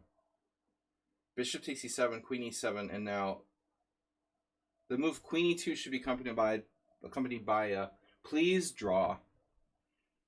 In the spirit of Lukács Péter, I would like a draw very much, and black can play for a win here. But he plays instead knight e2, which, needless to say, is not good. So even on queen e2, you have some strong moves. Wow. Damn, the dude literally had to play queen e2. Literally his only move here. Wow. I I I don't know. I wouldn't speculate. I mean, I would imagine like, yeah, e3 is really weak. Maybe he was afraid of knight e3, but anyway, knight e3 is coming. No, seriously, what happens after queen e2, knight e3? Does he seriously have like king d2? No. Yeah. No, it's maybe not clear, but apparently white is like not worse, a tiny bit better. Wow. That's unbelievable. That's unbelievable. So freakish, it's like a freakish tactic. Bishop e3, and if you take on g2, your knight is trapped. Can you believe that? Queen takes, and now your knight is trapped. You're going to have to do g5 to not lose a knight here. Can you believe that? I just like saying that over and over again. g5, no, that doesn't work. Yeah, it's freakish, man. It's freakish. Freakish tactic. So knight e3 is no good. You just have to trade queens, and it's a draw. Probably.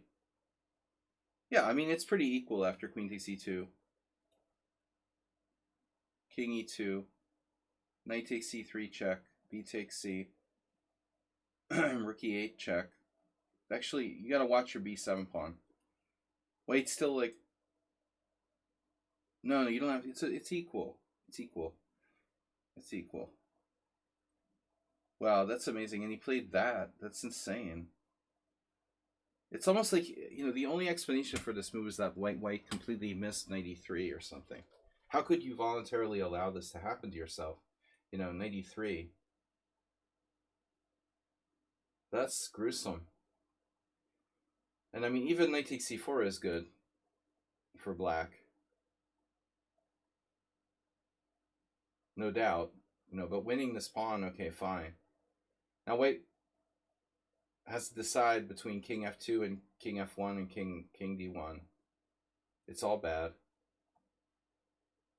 His only hope is to open g-file or something, but I mean, dude, the queens are on the board and your pieces are going to get out pretty quickly. He's completely lost.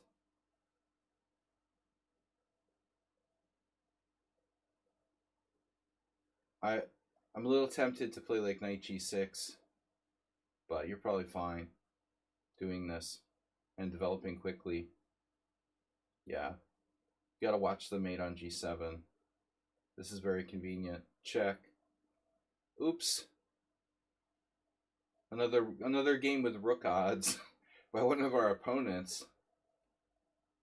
Wow. So just do something about the g7. You don't seem concerned about g7. Now you are. That's a nice move. That takes care of the g7 issue. No mate, and therefore we can't screw this up now. Conveniently defending f7. Yeah. Now you got fancy with pawn takes, bishop takes, and what's the... We just take back on d3. Ugh. Yeah. He's completely lost. Oh, I missed that too. I have a bad feeling about this for white, though. Though queen check may not be good enough. We're going to need... we could really use a double threat here. This is a cute move.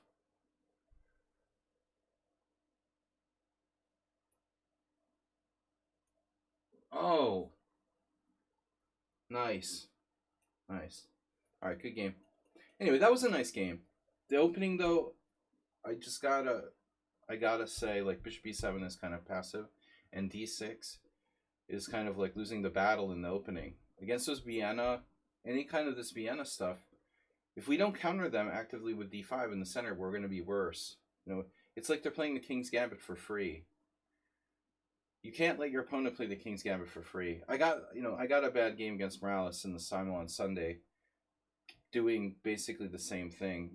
Getting a position where I just didn't counter the center. All right, Morales. Speaking of Morales, Morales versus Uber Driver.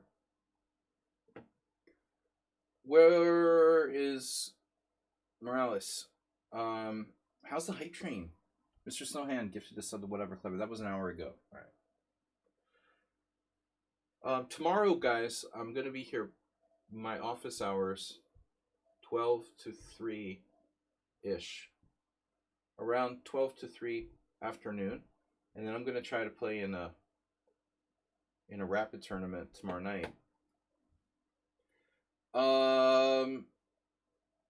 Yeah, all right, Morales, Uber Driver.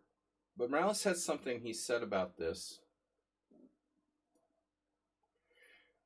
Hi, in case you have a software night stream, it's a bit over the top to show a game that I won that easy. Oof.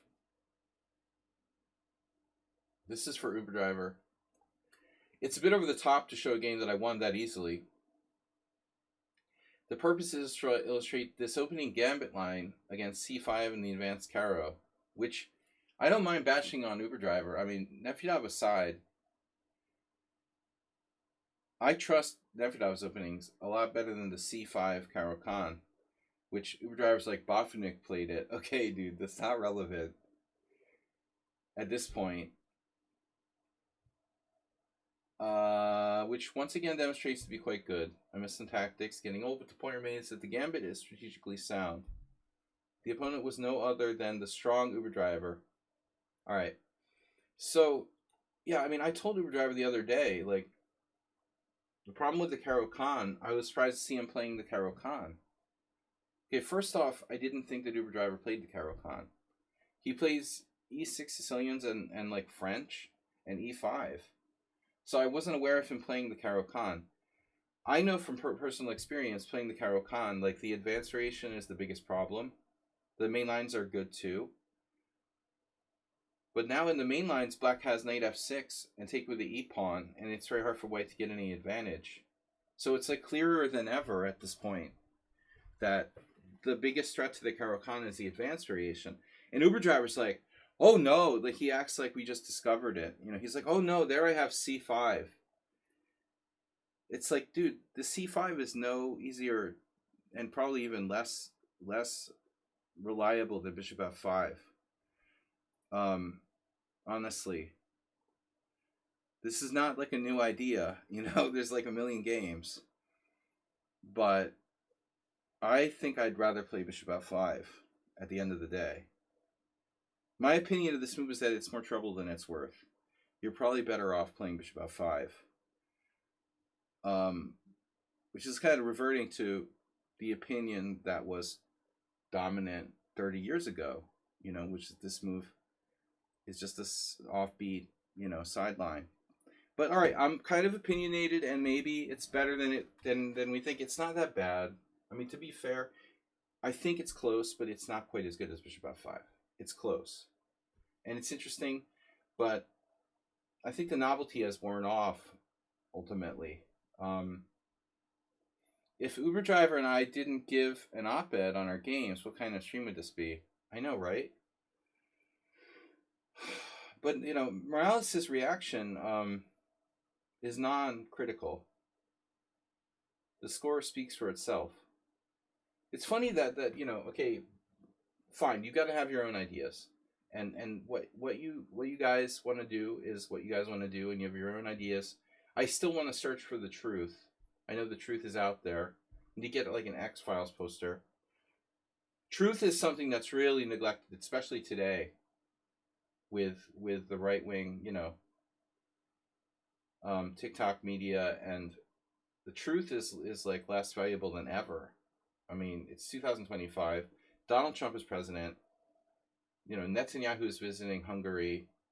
Tariffs are going strong across the world. Hungary just left the International Criminal Court like today in honor of Netanyahu. Just saying, truth is something that is very limited value. But the truth is, a c3 is not white's best move, and I think that it's a significant concession. So what we have to look at here are the other moves. Um, Knight f3. Yeah, that's funny. The other ICC. D takes c5. Yeah, I mean d takes c5 is the main line. And after d takes c5, black has two lines, knight c6 and e6. And knight c6 was like Botvinnik's original, right? Uber Driver's still living in the 70s or whatever, maybe the 60s in this case, probably the 60s. I don't know if he's older than Val Kilmer, Rip Val Kilmer, but no, I think that Uber Driver's somewhere between me and Val Kilmer. He's probably born in the 60s, 68, 69, 67, I don't know. But yeah, I mean this is better for white, and knight f3 is better for white, and even c4 is possible. I don't really know much about that. So I'm just saying, I think the truth is that those are white's best is somewhere in there. This is an alternative, but it's kind of solid, So anyway, it's Morales' pet variation. So c3, look at the score. All right, now, why is white's score so bad? Partially because the stronger players tend not to play c3. They're like saying what I'm saying. It's not so good. It's passive. It's solid. It's not the best. So why is white's score negative? Because c3 is that bad? No. Because the games are weighted in a way that not so many good players play this move. So Morales can actually use this to his advantage to some degree. You could say like c3 is underrated, most of the players who played c3 are like weaker players, and it should probably score at least 50%. But ultimately, white has a negative score here in 297 games. So, I mean, I'm sorry, I can't communicate properly. I couldn't state what I wanted to say here very clearly. Black's thinking now is like knight c6, yes. If you play e6, you're a French down a tempo. So that's not a move. Black trades pawns. It's also an inaccuracy because you're now giving white access to the c3 square for his knight. So basically black doesn't have that many options here. You might be able to try something experimental like, I don't know, bishop f5.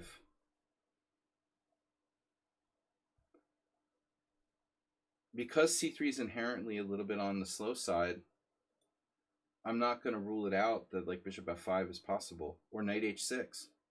Knight h6, dude, I probably had this position. It's a, the 3 defense. Harriet Hunt lost against Danny. That's this. Danny basically played the 3 defense against Harriet. But that's what you get for playing c3. Now she took on c5, but I mean, come on, it's inconsistent. Yeah. But anyway, okay, main line, knight c6. And so now, what are we expecting from white? Knight f3. Then black can play bishop g4. So that's the trick here. D takes c5 is inconsistent. We're being Harriet Hunt. She's higher rated than me, probably. But I've been kind of beat down for my rating points, honestly. I feel like I'm underrated. I'm getting more underrated every day. Yeah, so what do you do? Bishop e3, like Kupraychik. We can play a type of Kupraychik French with bishop e3. Knight f3 walks directly into bishop g4. Doesn't seem optimal. So, what are you going to do? Like f4? I mean, f4 is probably asking too much. So bishop e2. Bishop e2 is interesting. So I don't know if Morales has played this. Astrobait, what's up? And a donation, 100 bits. So bishop e2 is a kind of constructive waiting move. You could preempt knight f3. Can't play bishop d3, it loses a pawn. Loses the d4 pawn. Now bishop e2 makes a lot of sense. It doesn't weaken the b2 pawn like bishop e3. It doesn't allow bishop g4. You can still play knight f3, and then the pin will be less effective with the bishop on e2. So, and the weird moves like bishop e5, knight e2, come on. So it looks like this is the best move. And then black naturally plays like bishop f5, and then we're playing Adams Cummings 2023. That's weird, wow. Right, I remember that.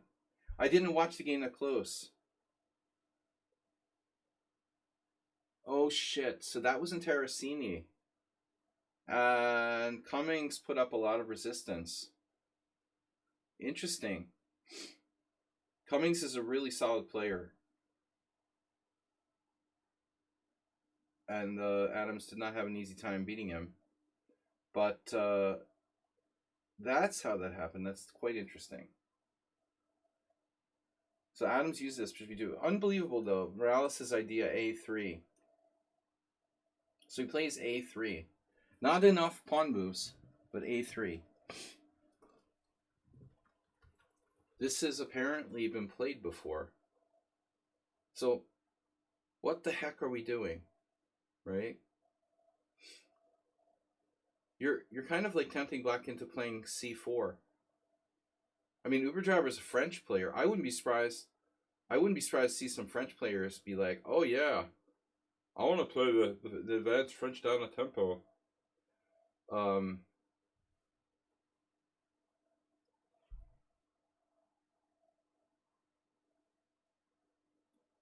You're waiting. Bishop e2 is a waiting move too. It's just a safer waiting move that weakens white's position less. If Michael Adams, all right, here, a3, and now black plays c takes d4. So you're saying queen b6. We're gonna sack a pawn. You have like takes and b4.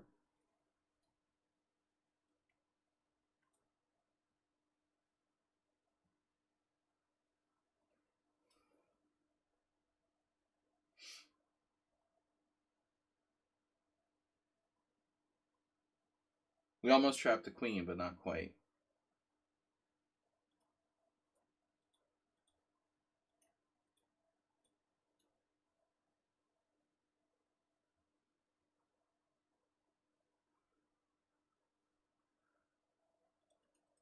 But it's interesting, no one played queen b6, which looks like quite a logical move.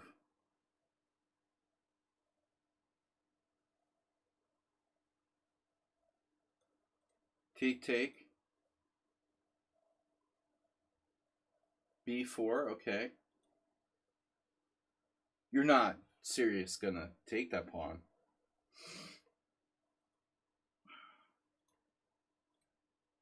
You're gonna take that pawn? Wow, radical, man. What could possibly go wrong? Uh-huh. So what's the evaluation here? Wow.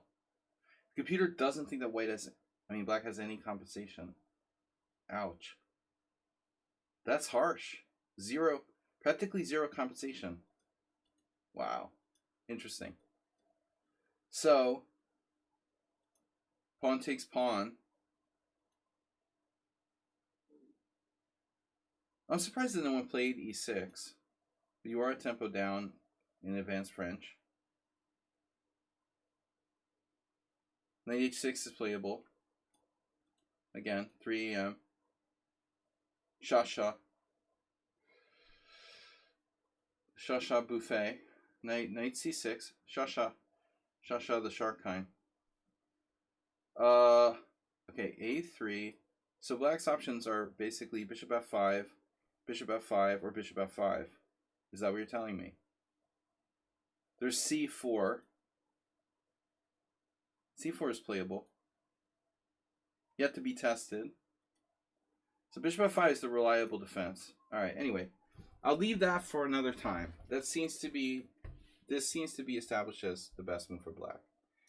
Uber driver plays pawn takes pawn, which helps you a little bit. Takes. And so now he goes queen b6. Black can still play bishop f5, but the point is I don't know, you cut out knight b4, but you also weakened your b3 and c4 squares. He plays queen b6 naturally greedy. And knight f3 runs into bishop g4, obviously. And now, white could play knight to c3. That's kind of what I'm wondering, right? Natural move. So if black plays e6, you're better. It's an advanced French. If knight takes d4, you have bishop e3. You win a piece. So he only has queen takes d4. What I was wondering was this, I guess. So queen takes d4. We need to get our pawn back, and knight takes d5 allows queen takes d5 check. So we're in trouble. Maybe you could play some kind of gambit here. I don't know. You can just take and take. Okay, this is interesting. So this is an alternative for you. You can take and take. Even though he has the first check, it's not that clear. King a1, knight a1. You would think this b3 square would save him. Check, king d8, knight takes a8. It's funny. You would think that black was fine because that knight can get out to b3. That's amazing. Bishop d7, and white is clearly better. Unbelievable. So you're clearly better in this line. You could simply do this. Knight c3 is fine. I don't know. So anyway, you played bishop d3. This is a pawn sack. Knight takes d4, bishop e3. Looks pretty freaking dangerous. Difficult to see how black is getting out of that.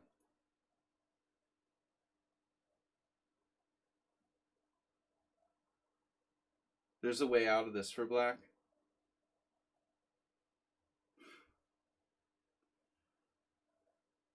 Sherlock Holmes, anyone? King d8.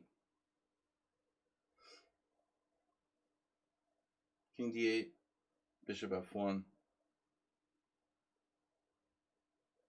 There doesn't seem to be a way to get out of that. So he has to take the way he takes with queen takes d4. If he's going to take the pawn. And now you manage to turn it into a kind of gambit. But knight f3, I can't believe he plays queen g4.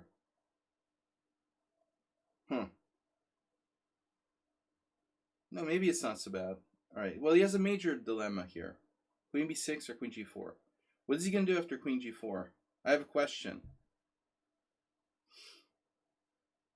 No, serious question. Morales, what happens if you would play knight c3 in between move after queen g4? What if you go here, attacking his d5 pawn? My idea is that I want to trap his queen outside the pawn structure. And you have a very serious threat of knight takes d5. If queen takes g2, you have rook g1, obviously. No, I know he went queen g4. But I'm saying, did you miss knight c3? Is this a strong move? Because you have threats on the queen side. Oh, he can just go back here, like immediately. I mean, I don't know how good it is, but yeah, that's true. Well, in any case, I think knight c3 is fine. You don't have to castle. Maybe knight c3 is, there's a chance he'll play e6 and end up with his queen outside in a bad position. He should probably play queen d7 directly. Wow, you have a huge advantage, dude. Wow. You have a huge advantage. Knight c3 is the best move. So he should, in fact, play queen b6. That's a serious mistake.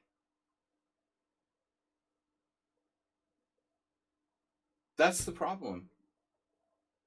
So let's say knight c3, e6. But how much better is it? You're still clearly better. Wow. So it's like a really good French style gambit for you. Taking this pawn was a bad idea for black. So he went queen g4. Yeah, you should have played knight c3. This is still fine.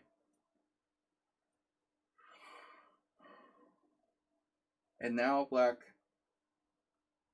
he's sort of defending against a non-existent threat.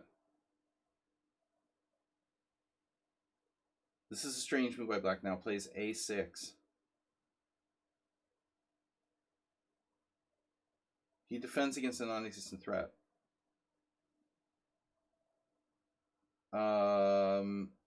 So I guess black still has time here if he's careful.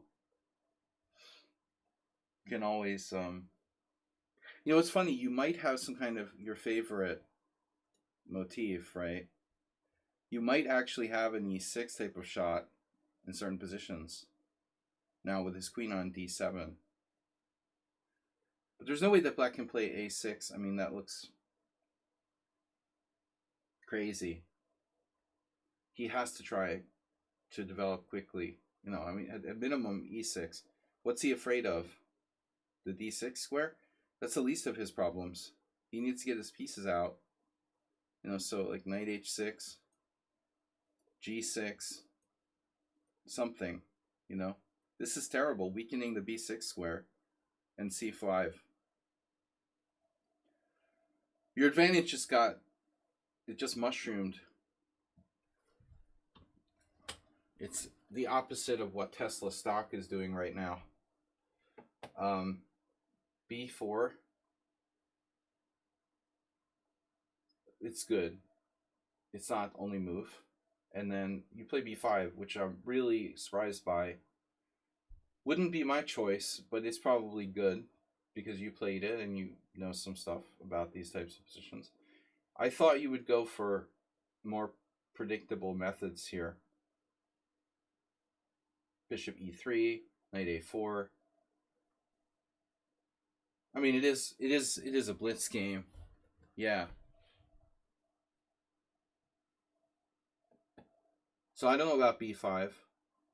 You're switching plans, like, but it looks good enough.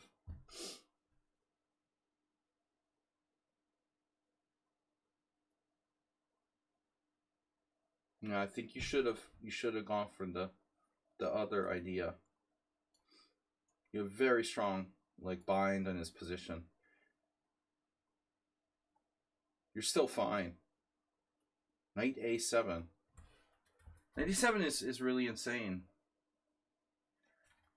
I mean, okay, he has a difficult position, but there's got to be a better way to play than knight a7. Maybe not. All right. Rapport approved this message. Phew, that's sick. Oh, bro, it's over. Okay, knight e7. He can play knight e7 now. Knight d6 check, no. Bishop c5. Ugh. Oh, you missed queen a4. Knight d4 looks really strong, though. I mean, it's pretty hard. Yeah, what's his best move? Knight c6, probably. He should go back. Huh. You missed queen a4. Yeah, there's huge problems here. Not Uber Driver's best game. Knight fd4. But I'm glad you beat him down in this line. Because I told him, he's under these stupid ideas that this is some, the c5 Caro-Kann advance is some easy to play, equalizer. It's not at all. You're not even playing this is not even the main line, and he's getting crushed. Queen d8, queen c2. Now he's lost c7. Knight takes b5, knight takes b5. And then rook a5, total desperation, check, king d7, check, sack the exchange, and now black's down material with the king open on d7. Pretty easy now. This opens the F file. So he has knight h6. Still, the material is decisive. You know, that's reminding me of what is it now? My game with Someone Unsound. Okay. Someone Unsound had a similar exchange sack against me. You just grabbed his H pawn. Ugh. Yeah. Alright, man, good game. Instructive. I'm gonna take a very short break. I'm gonna be back with Nefedov, Sun Prism, and the power of the new games. Everybody, thanks for joining me. Be right back, just 3 or 4 minutes.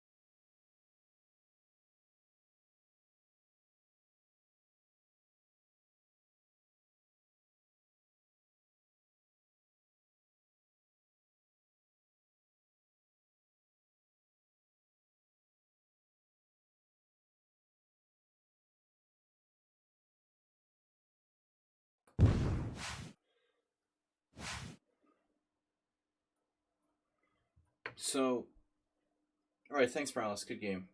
Um, what I got a challenge here. A 10-0. Frost Colossus. Sounds like something straight out of Hearthstone. No. Mr. Soyan, Sire. Mind another game analysis. Another 4-hour grind. Mr. Slow Grind. 4-hour grind to victory in a team match last month. No inconvenience. But which one is it? Game 17? Yeah. Alright, chapter PGN. Oops. Wrong one. Ah, shit. What did I do? Clone, copy PGN. Yeah. Alright, add a new chapter here. Frost Colossus. Mr. Slow versus other guy. Alright. Mr. Slow.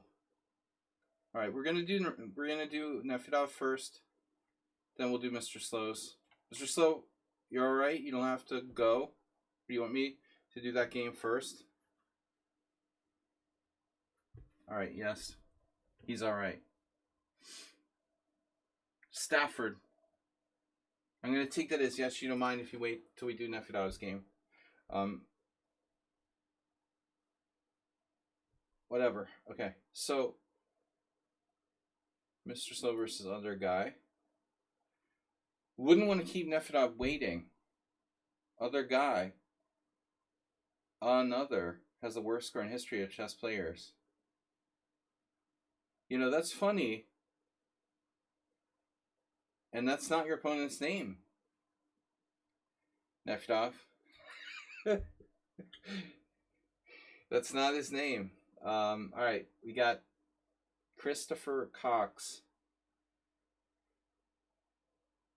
against Nefidov. Oh no, it's my favorite opening. Oh no. You should have played the Dutch. No, we're not going to criticize Mr. Nefidov's. Senor Nefidov's opening repertoire. D4, D5. Very solid. It's a good move. What can I say? Now white plays knight C3. Subtly disguising his intention to play the Jabava London. And Nefidov plays one of the best moves. I like C5 too, but I think that's a move that should be maybe preserved for people who play D4 with white. So F6. Knight F6 is a good move. Get it? Knight F6. Alright, Bishop F4. You know, in the old days, of course, the Borisov with Bishop G5 was main line. Now Bishop F4 has usurped that. And I like A6 a lot. Believe me, I've analyzed this considerable hours on these lines, both for myself and with my students. But I think, despite some criticism from certain people, I really like A6. Okay, it's not a classical move. And Nefidov is absolutely within his rights to play the Slav with C6 here. Another possibility, obviously, is E6. But what I like about A6 is that it keeps our options open in a Kraken kind of way. So we have even Bishop G4 still possible going outside the pawn chain. We also have B5 and C5.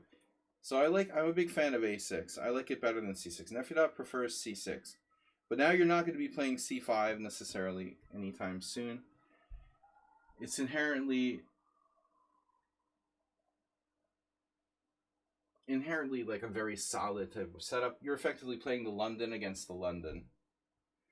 Now white plays H3, and I don't know what the aggressive Jabava attack, Borisov, Rapport style players here typically would do. You know, F3 becomes a realistic possibility. It looks a lot like Caro Khan after F3, like a fantasy Caro Khan. I could see a transposition happening. No wonder Nefedov likes the Caro-Kann. He's been known to transpose to the Caro-Kann. H3 by white next is, a move that's more typical in it's more typical in traditional London lines, not so much the Jabava Verisov, Rockport Jabava Verisov. So I think your opponent is probably a little bit, it's a little strange to play h3. And look who played us with white. Our favorite Kraken player, Fries Nielsen. There's actually multiple Fries Nielsens, so I get confused about who's who. So another creative opening guy. Normal line is something like knight f3. Right. Well, I mean, there's also people who call it, Mark Hebden used to play this for years, but more specifically against like the King's Indian type of setups. And Hebden would call it there's a British player it's named after. Barry attack. That was it. So that's a thing you do usually when black plays g6. You can play e3. And then, yeah, like what you're talking about, Mr. Slow. In the Barry attack, when black plays g6, you play like e3, bishop e2, h4, h5, usually with knight f3. But this kind of rules that out. Wait, I also play Sicilian defense. Not very often. Bishop f5. So it's symmetrical London. Fries Nielsen here played g4.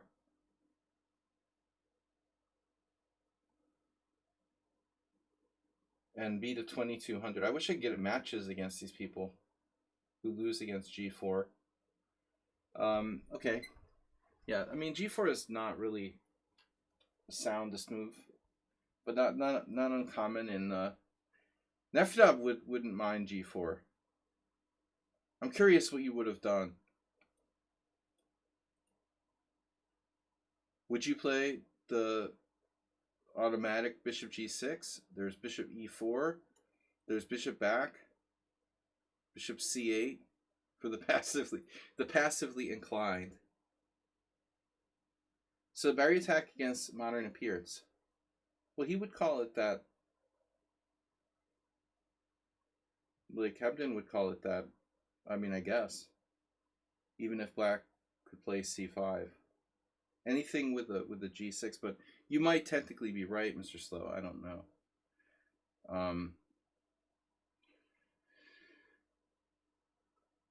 So e3. This is safe and sound, and now white will play like bishop there. See, the problem with h3 though is that it's like h3 and f3. He's playing the gioco piano.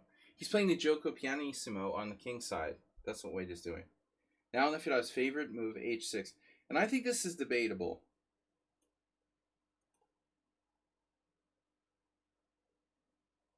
On the one hand, you might slow down g4, g5. On the other hand, white's probably going to play bishop d3, so h6 ends up being like a weakening and a slight loss of time. So it's common with 2200 players. I wouldn't be sure what to do here. I feel like e6 seems more constructive. We just keep coming up with 2200 players no matter what we play. There's always h5. Nefedov prefers g5 to h5. Okay, h6, alright, it's not so bad. Now Jabava plays knight f3. We're expecting bishop d3. And the opponent indeed plays bishop d3. I mean, bishop d3 seems very logical. And if you're going to play h6... So instead, Jabava plays knight f3, not playing bishop d3. Intending to play knight e5. But what's the big deal? I mean, okay, knight f3. Black plays knight on bd7. Vera Menchik. That's crazy. There's someone whose last name is Vera Menchik. What are the chances of that? Someone's like full last name is Vera Menchik. I think statistically it's very, very small chance of that.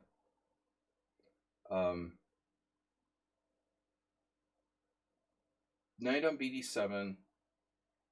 So you see, Jabava doesn't play bishop d3 because he don't like trading pieces. Coffee house, g4, bishop h7, and now he played bishop d3. So I don't know what the logic really was, but Jabava basically got a free g4 with tempo before he played bishop d3. Your opponent did not. He doesn't necessarily have to play g4 though. Jabava's crazy. Bishop takes e3. In a similar structure, I played cd against Nefedov recently. Veremychik is not Veremenchik. It's damn close, man. It's damn close. You got just two different letters. I mean, it's very close. So on bishop d3, you know, you could consider e6, of course, because this isn't so bad. It's an option. Bishop takes d3, queen takes d3, and now what? You got no pieces developed, and it's move 7, e6. Now there's this. It's a Caro-Kann. So as I said, very similar to fantasy Caro-Kann. White could play, for example, a3, but you know, even in the Slav, it doesn't mean you're never going to play c5. You could eventually play c5. You're probably going to need to play a6 though, if you want to play for c5, and eventually you end up playing a normal sort of structure there. White plays knight f3, and then you play bishop b4. So this is a combative move by Nefedov. I don't really like Black's choice of bishop d6. That's a pretty boring move one player played here. Bishop b4 is more combative. Definitely. An improvement on bishop d6. The other question would be knight on bd7. I mean, of the opinion that Nefedov's position is equal, basically equal, but neither side is committed to castling. Black played bishop d6 in one game, and white castled queenside and went on to win. Theoliphos Taher. Joseph Theoliphos Taher. That's a cool name. But this looks good. This might even like encourage some people to not castle queenside. In fact, your opponent was encouraged to not castle queenside. Theophysis might have castled queenside anyway. And then you have queen a5. So I think that game, you know, very likely that had Black played bishop b4, white wouldn't have castled queenside, which increases his winning chances. Bishop b4 castles kingside. And so now you're happy that he castled kingside. He's not going to go nuts. And so g4 isn't as easy to play. Still, you don't have to castle right away. I would play knight on bd7 if I were you. But Nefedov, is there anything where you're thinking like, were you ever thinking about, oh, maybe I put my knight on c6? Seems sort of stupid here. So you castled. Well, he plays a3, and now you played like the other guy with bishop d6. But in such positions, I mean, you got to make a major decision here.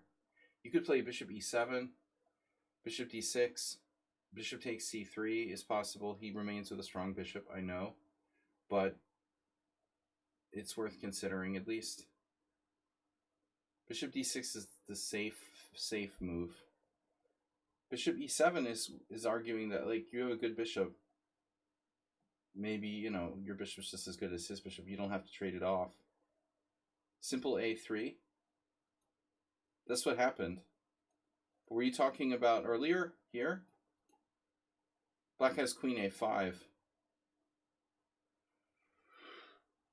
Nefedov might have gone for this. I wouldn't be surprised. You also might have like queen trades with queen a6 in some positions. So let's say white castled. No, you could do potentially like this type of idea where you trade the queens on a6.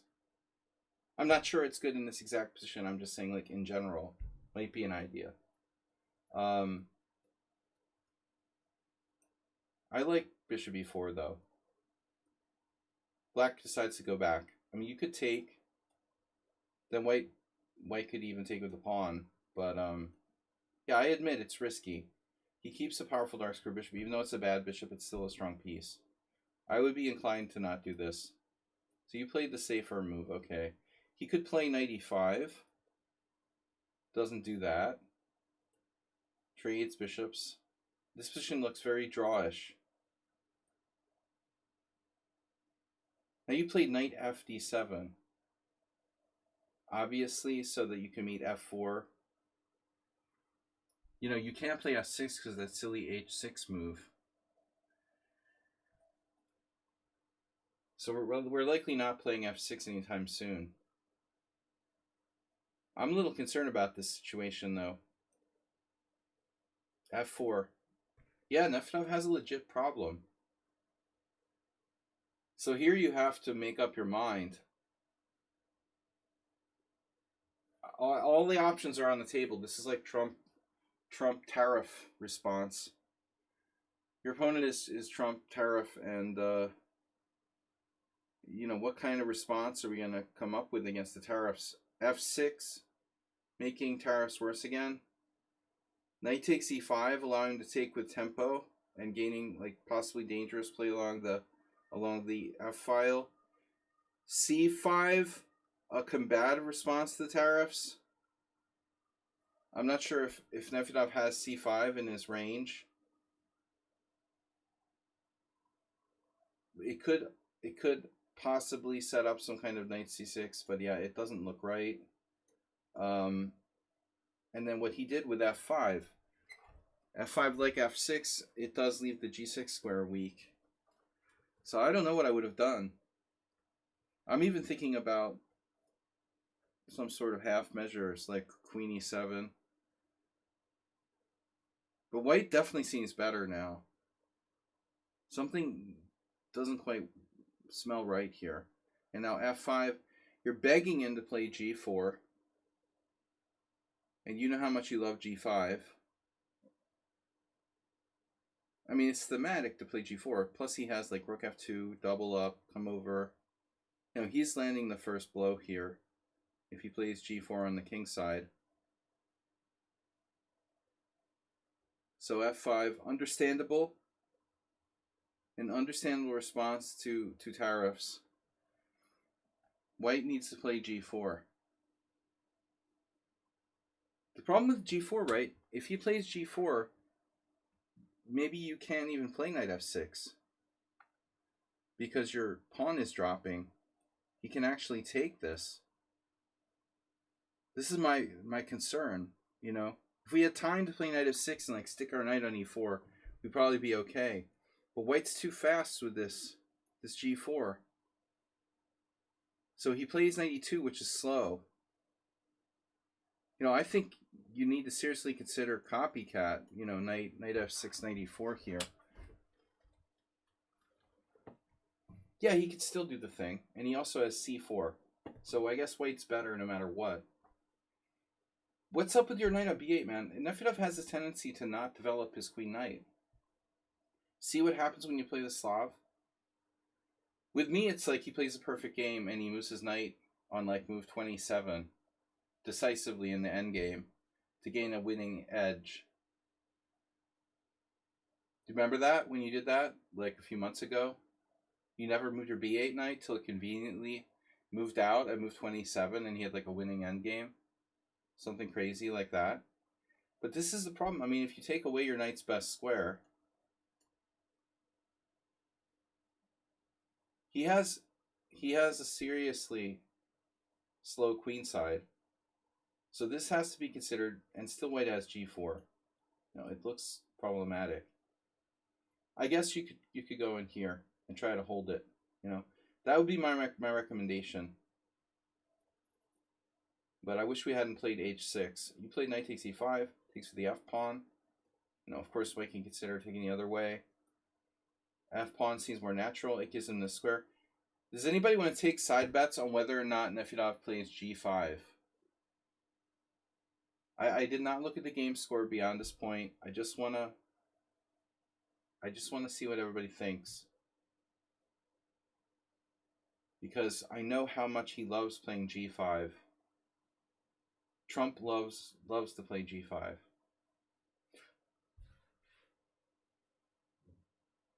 There was some weird Elon Musk quote the other day that was like, sometimes you have to sacrifice. He made like a chess reference. It was really out of character because Elon Musk claims he doesn't like chess or something like that.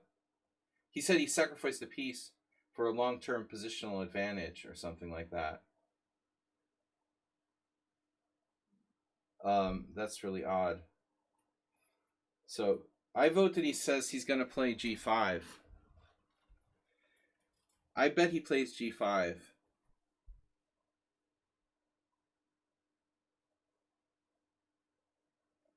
When you have played some Nimzos, you feel that BTC is natural after a3. Interesting comment from Gary Hertz before.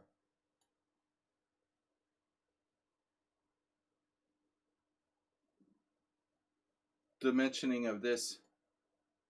The first case in favor of b takes c is the takes toward the center, but I mean, we open the b file. The a pawn is defended by the rook on a1. You can push it up. No, that was an earlier position we were talking about taking with the pawn. But I bet Nefedov plays g5. Queen e7. Oh my god, it's almost immediate. I mean, okay.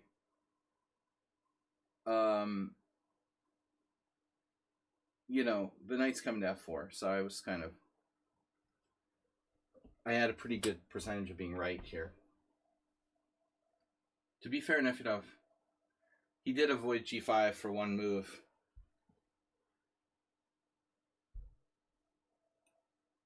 Here you have a choice, though. I think this is probably good.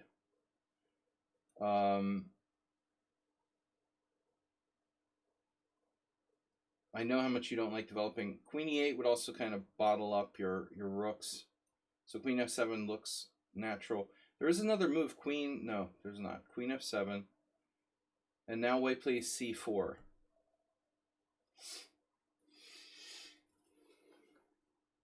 So Nefedov clearly setting up g5. White plays knight f4 and then c4. Queen e8 also prepares g5. No, both queen f7 and queen e8 prepare g5. But queen f7 avoids us, blocking our rooks on the 8th rank. Queen f7 is probably better. It also protects the b7 pawn. Yeah, I think queen f7 may be better. But there's something weirdly inconsistent about knight f4 followed by c4. I don't know what white should do here, but I think the number one candidate is like g4, right? Like, we're playing on the king's side.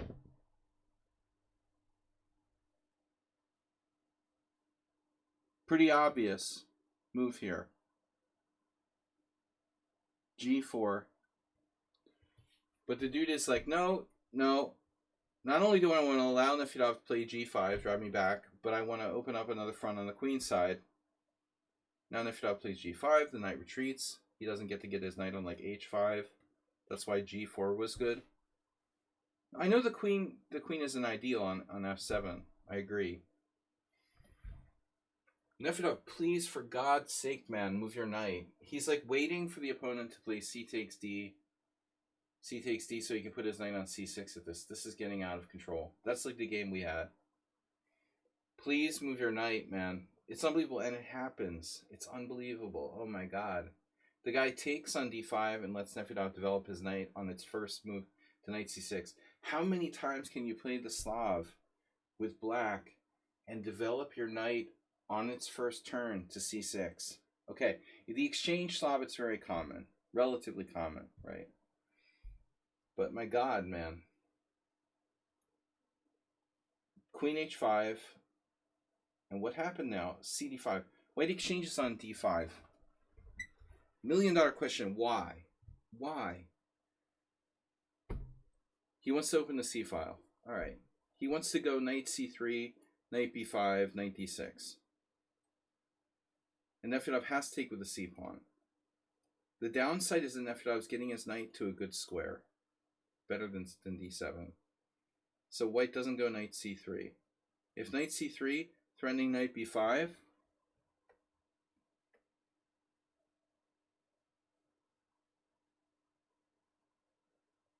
you're just going to have to live with it, I guess. But it looks very unpleasant, you know. a6 looks horrible too, but it may not be so bad, huh? You can play a6 and meet knight a4 with knight on b, well, knight d7, your favorite square. This might be the way you have to do it, you know. You might have to play a6 and stop that. So after pawn takes pawn, white plays what? Queen d1. So knight c3. The computer is just letting the knight come into b5. I would be terrified of that. Oh man, apparently he has a shot here. Wow, check this out. So a6, e4. Oh my god. Oh no. White never would have found this. You know, he never would have found it. I mean, not your average player who apparently e4 is like devastating. That's brutal. Now Rudolf Spielman would have found it. Probably. Yeah. So, but I don't understand White's move at all. He plays queen d1. Like he's trying to trick black into trading queens or something. And then here. And now knight c3. Well, he still has this. But like white lost all of his attacking chances with the exchange of queens. So Nefedov was like so happy to trade queens. Queen takes queen, offer a draw. Did you offer a draw here? After the game, your opponent pointed this striation to me. Maybe he checked it with his phone or something. That e4 line.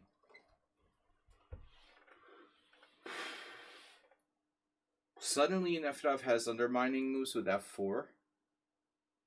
It just occurred to me. White has to watch out for that. He's kind of sneaky. He's sneaking in here now that his knight. So I don't know which rook to take with.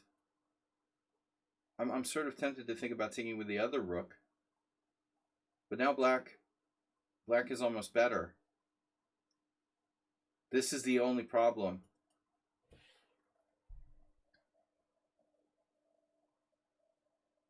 So a6, right? And now the only problem with a6 is knight a4, knight c5, knight b6. So white doesn't play it. If knight a4,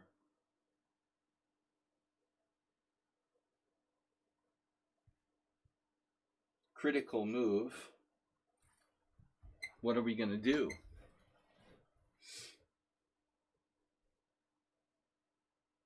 Okay, I mean, we can defend. You can defend. You're not, like, lost. But he's getting into the outpost square first. So it seems like white might be able to get an advantage. But he doesn't do it. And it's interesting that he makes a mistake while offering a draw. You gotta play knight a4. You know that. You would have played knight a4. So he's thinking about like he wants a draw. And then he doesn't make the good move, he makes a bad move. He makes a bad move, offers a draw. And Nefedov was like, yep, I would have played knight a4. I'm going to play knight a5.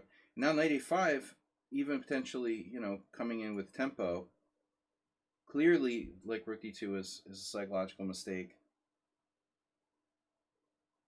But even so, maybe white should still... Nah, knight a4 is too late now? Maybe he should still consider it.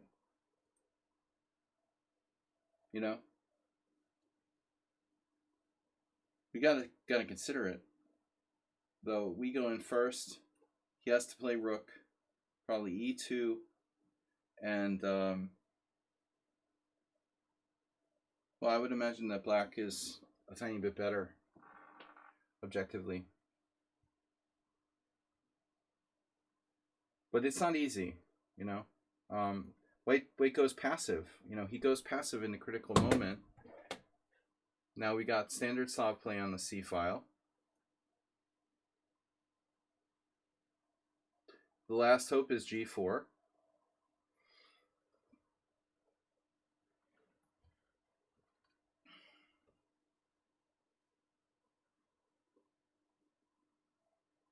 Now the knight has no squares. So Nefedov plays this, allowing G4, very tempting move. But then we have time to follow up by bringing more pressure with like knight C4, let's say, or knight B3, I don't know. So the question is what happens now, right? G4, okay. We can't take, but white can't take twice on F5. Black feels a little bit better, but there's some danger here. Are you ever going to move your king? This is probably a good move. He takes on F5. Now I don't know which way to capture. And I wish my king was a little closer to that F pawn. Rook takes F5. Rook takes F5. E takes F5. Now we're just 2 squares away from protecting the pawn, which bugs me a little bit. But white is somewhat paralyzed. Wow. What about knight c3? Nope. Nope. Knight c3, rook takes rook, check. Then knight takes c3, check. And then black has f4. Oh my god, he did that. Asterbait, thank you. Almost a hype train again. 100 bits. Yeah, it looks like white is close to Zugzwang. What can we do? b3. Oh, wait. You're threatening knight d2. Shit, you're threatening knight d2. Oh my god. Yeah. You're threatening knight d2. It's massive.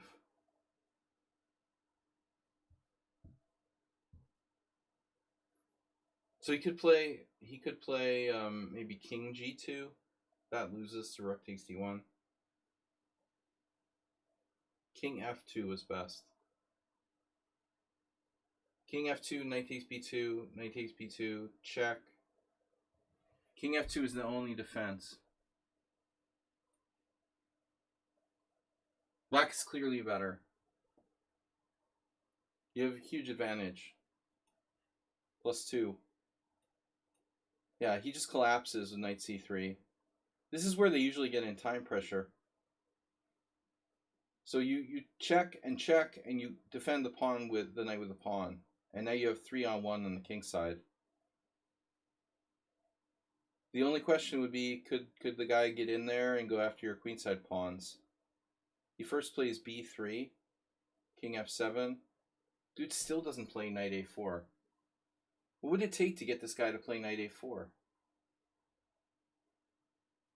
I think he saw knight c2. He was afraid of that. Now he can't move his knight to a4. h5, my king f3. Oh no. Oh no, what happened here? Why'd you play h5? I don't like h5. It allows the h4 trick. So you have a lot of moves. I mean, b6 looks tempting. King e6, a5, I guess. I think you should play b6. No, I think you should play b6 first to stop a5.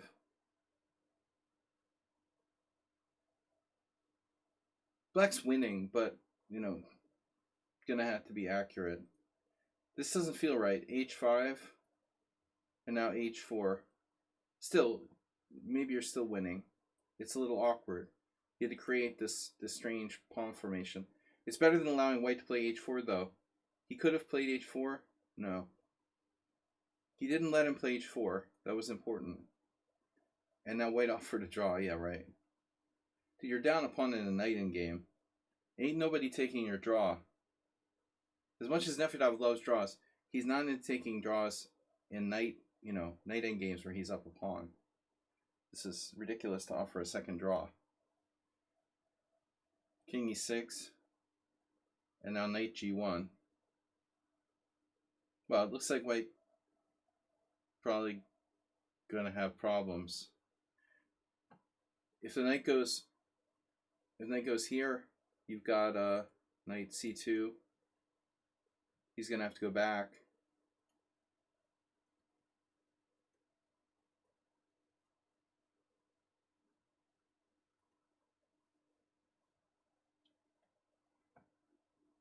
There's a little bit of trouble like finishing this off though.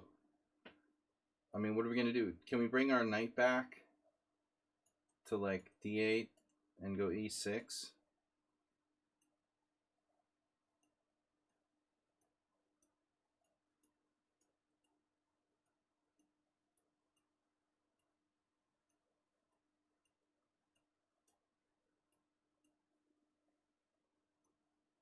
Wow. Okay. You're still, I just thought maybe you could blockade with the knight on e6. Like, for example, how do we get back there? Well, let's say from here, yeah, knight c2, knight b4, knight c3, king e6. You could try to get back to b4. Yeah, that's your best move. I don't know why I probably didn't think about this, coming back here. Probably. You can reroute.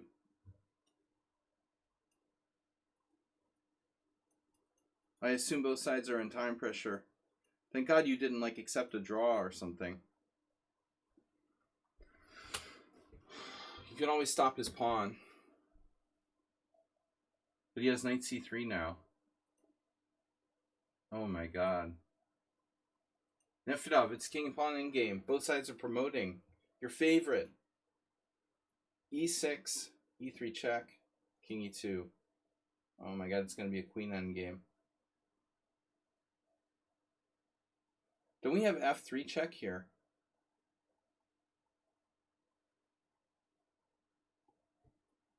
Come on now. Don't we have f3 check? I guess this is just as good. He can't take. If he takes, you push. And you promote and then you check and win his queen. That has to be winning.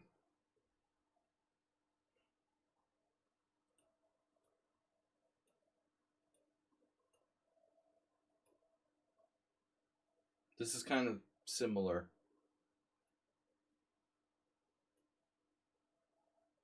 Except he gets out to c4 or e4. Kind of a nightmare. I mean, seriously, if you had played the f3 check first,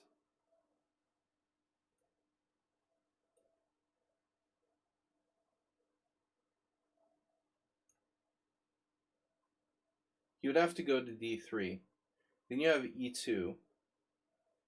Then he has to go to d2, and then you can queen with check. Yeah, yeah. So this was a huge mistake by Nefedov to play h2 and let this guy like stay alive in the complications. Anything could happen if you're in time pressure here. It looks like black's still winning, but you know, you let it be a little too complicated. Anyway, thank God he didn't take a draw. I mean, thank God you didn't take a draw. Not really like correct. He offering, you know, 2 draws close together like that. But you know, the Slav winning with black, not so easy. I thought you played pretty well after the opening. Not my favorite opening. Okay, Mr. Slow versus other guy. Thanks, Pavel, for the game. Another other guy. Mick Slow. Thank you, Pavel, for your support. And Mr. Slow is playing white against the French. And now e5. Uh-oh. 95% accuracy. Now with more g5.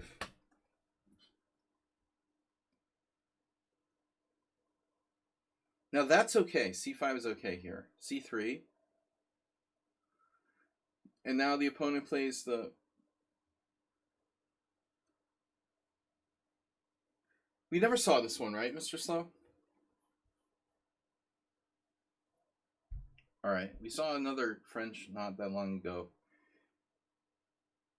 So Mr. Slow plays bishop d3, and now black plays the insane f6. Wow.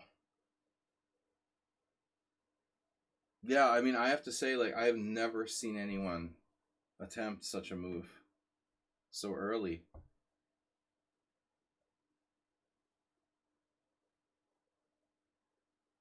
That's radical, dude. Wow. This has actually been played by some people. Peter Meister, I played that guy. He's a German IM. I think I beat him. And Reindeer Man is showing up again. Wow, Reindeer Man played this. Some actual people. Hambleton has played it. Weird, man. Willie Hendricks versus Colin Crouch. Fitzsimmons is an Irish player. I don't understand. Like, where is this f6 move coming from? I can't believe this is like... I can't believe this is like the move that people actually play. Wow. f6. Holy shit, bro. That's unbelievable. That's really a plausible thing. You know, normally black would play knight f5 or trade pawns to play knight f5. It's the same as if the knight was on e7. You know, if they play knight e7,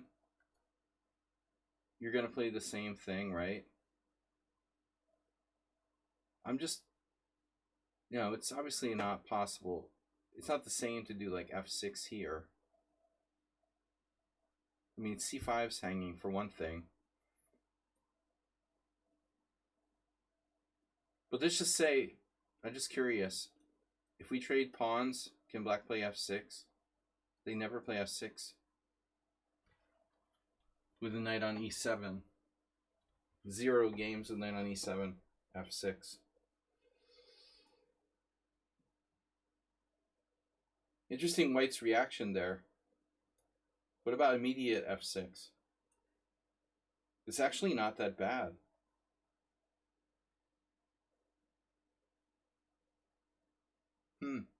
First, you heard it first here. That's a good Easter joke, Nefedov.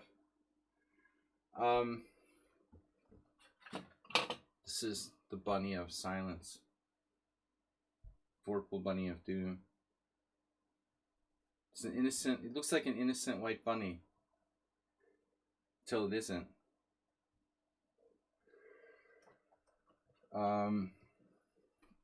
But seriously.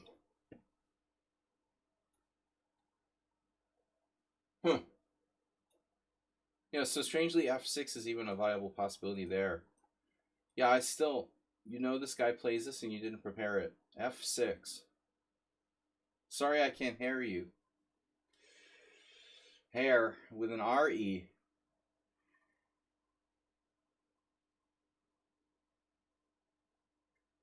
Yeah, the question is how to react to this F6. The computer was just ignoring it with the knight on E7. And obviously the same is possible. Yeah, castles is the main move. It feels like, you want to react to it. Yeah, you definitely, there's a very strong temptation here to want to react. But giving up the dark square bishop, as I've often discovered in the 3am defense with e4 knight h6, is oftentimes not really that good.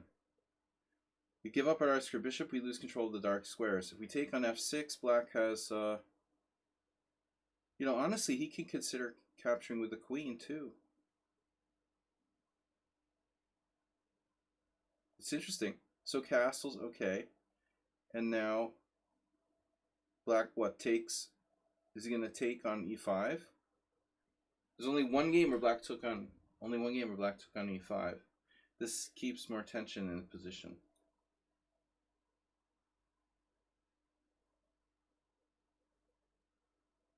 This is interesting. So look at the players with black. Marco Trottar, Reinderman,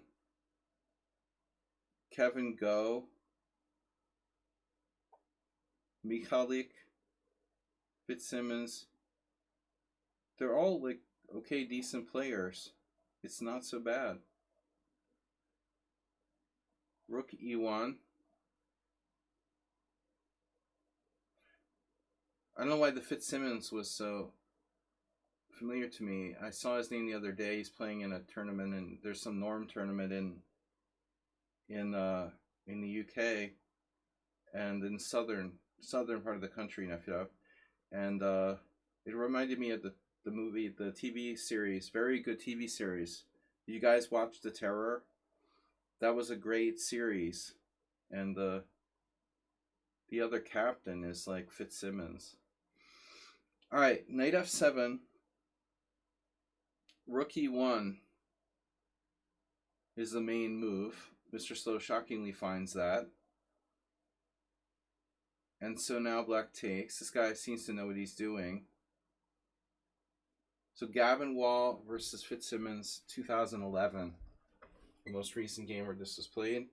Yeah, well, black has denied white that piece control over e5. So it looks like a reasonable, Nimzovich or something for black, where black has a decent game,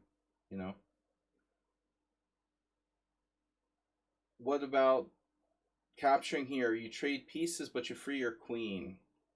I think that's the most important difference between pawn takes and knight takes. By taking with the knight, although you're allowing exchange of pieces, you're freeing your queen. And so he doesn't have knight f takes. He has to take with a c knight. Well, that's not true. He has knight f takes, actually. But he has to play g6. Not to allow, queen h5 check. Well, I mean, to me, this seems more logical. You're clearing the f file, and the knight on f7 is not as strong as knight on c6. So take with this knight, like Fitzsimmons did, and then play g6 to stop queen h5 check. There is a serious downside that you're weakening the dark squares. So I don't know, he went on to lose to experienced player, but if we take the other way, your opponent did, then this whole queen h5 thing is off. It also defends the rook on h8. So queen h5 can be met by g6. He doesn't have to play g6 voluntarily. I think it's possible that this is, useful. White is starting f4. I mean, I don't know if I should use the word threatening, but you have some plans with f4, sometimes f5. But Mr. Slow goes to a different plan here with c4 now. Well, I don't know. Queen h5 doesn't do anything. If if you play f4, black can try to break with g5, but I think he needs to be better developed to do that. I think this is a very natural move. Well, okay, it's black's move. By the way, all the moves came instantly. Well, this one too, like c4. Oh, I thought you played c4. Okay, I'm getting tired because I'm starting to like hallucinate. I was like, oh, I think Mr. Slow should have played c4. It's black's move, and black played c4. But this is kind of an ugly move. And it might be a good move, but it's certainly not the first move I would think of. So it's committal. But okay, he may be thinking like he stops you from breaking with c4. But I would think that black would play something else. So the first move on the list is like bishop e7. Second move on the list is like bishop d7. Some sort of developing move. Said he plays c4. Okay, I assume that he has some ideas here. Let's check the Lichess Opening Explorer. 4 games. Notice they're all like master strength players. But this position, yeah, so bishop e7 is the main move. And black has the best score with that. Going by the statistics, you would get the impression that c4 is not black's best move. Computer thinks you're clearly better. I'm not playing c4 unless I have home preparation that there's some very strong plan connected with that. Alright, bishop c2, and I play bishop c5, which is obviously, you know, his idea. But the problem is you can trade dark square bishops, and that's a good exchange for you. It's the French defense. There's a bunch of games here where I play queen h5. Are you going to have problems with your b2 pawn?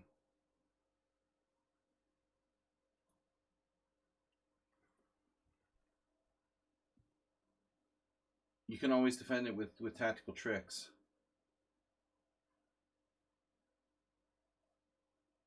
There's also like knight to d2. But that moves a bit on the slow side. So this is logical, okay? And now queen b6. So better to take and then play queen b6. But it would activate your rook. So I don't know. His play is a little artificial. I thought you would take on c5 here. Like the fianchetto solution. And the queen isn't great on c5.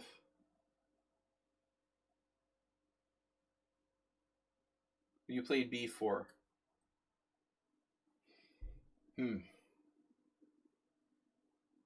I mean, b4 is an interesting move.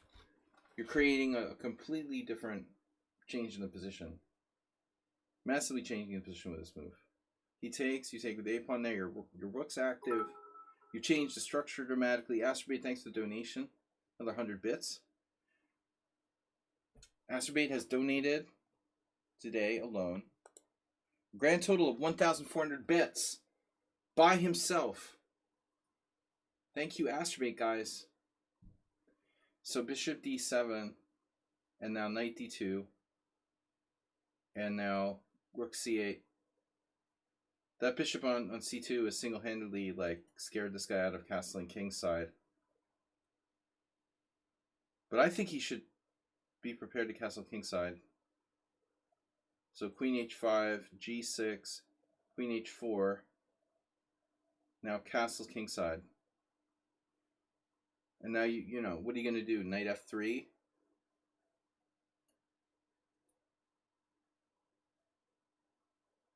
Here you played b4, forcing him to take with a rook.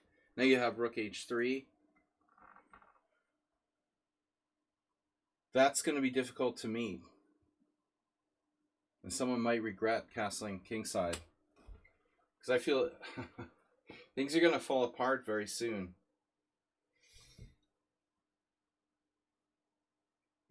This guy needs to trade queens like pronto. Yeah. So we found queen d8. It's a shame you have to trade queens, but he's hanging his a pawn, right? So queen d8, rook f d8, and now you can take on a7.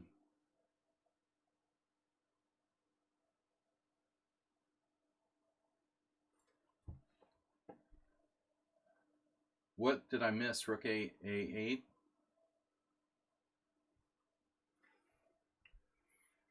My assumption is that you were concerned about rook a8.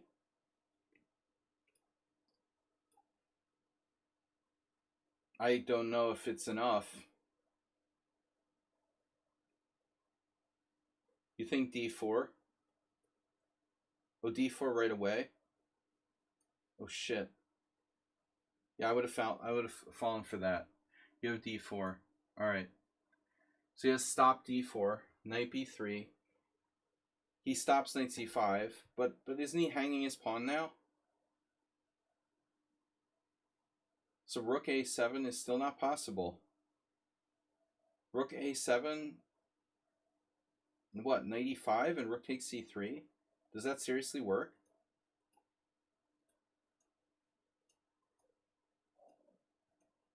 I don't think so. I'm not believing this. You have bishop d1.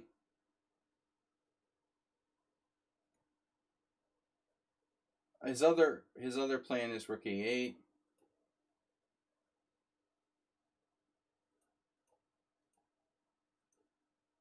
With maybe some compensation. Okay. So you didn't want to grab it. You played f4. Now he has time to defend his pawn with rook c7. Definitely no risk here for Mr. Slow. He doesn't risk the pawn. Knight d4. I mean, not risk taking a pawn materialistically. This is a problem. Now, damn, I didn't want to do that. But rook a3, a5. So if rook a3, a5. White plays bishop a4, a shocking move. Trading your good bishop. Do I hear time pressure? Do I hear that clock ticking? But maybe Mr. Slow, doesn't have such an easy task here. You know what, though? Maybe you could give up your c3 pawn for the a7 pawn. So what I'm trying to say is maybe you could just move your king now. Maybe it's too slow anyway, but I think this is worth considering. Yeah, you're down on time. King f2 is possible. Rook c3, rook c3, rook c3, rook a7. And you're still better. So now you have to trade off his bad bishop, but undermining e6 in the process. Knight d8. Oh no. Oh no. That I missed too. It by taking away the bishop on d7, you got access to b5. How about f5? F5 is always in the position. Good suggestion from Gary. I mean, it's a French, so maybe like better prepare it with g4 first. But this is a huge problem for black. He saw e6 was hanging. There was another idea I had. What was it?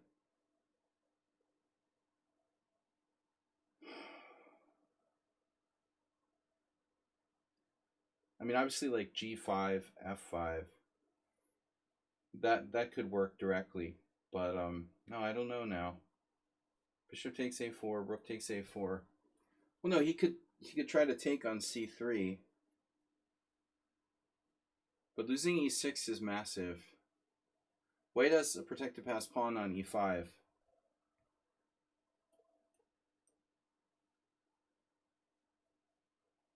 You want to play f5.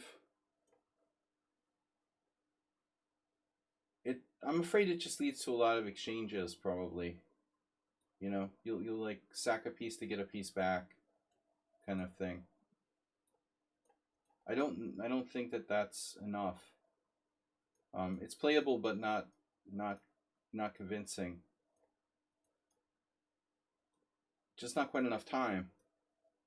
Knight b5 is good. Rook d7, and now rook a7, rook a7, knight a7. You're up a clear pawn now. This is going to be only holdable if black can trade knights, I would say. Even then, it wouldn't be easy, but he really wants to trade knights. The fact the knights are on the board make it very hard to hold.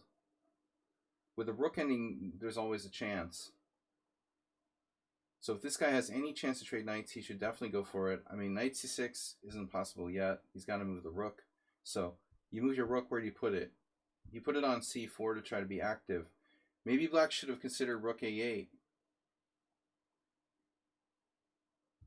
Rook a8 might be better.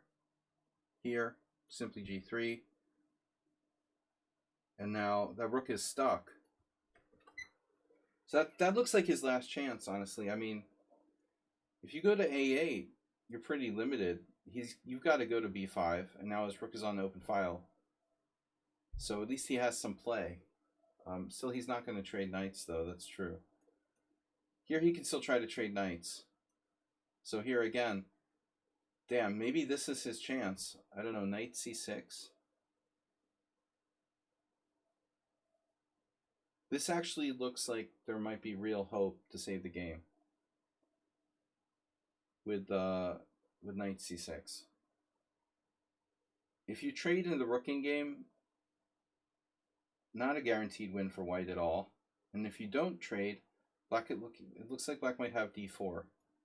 This is critical.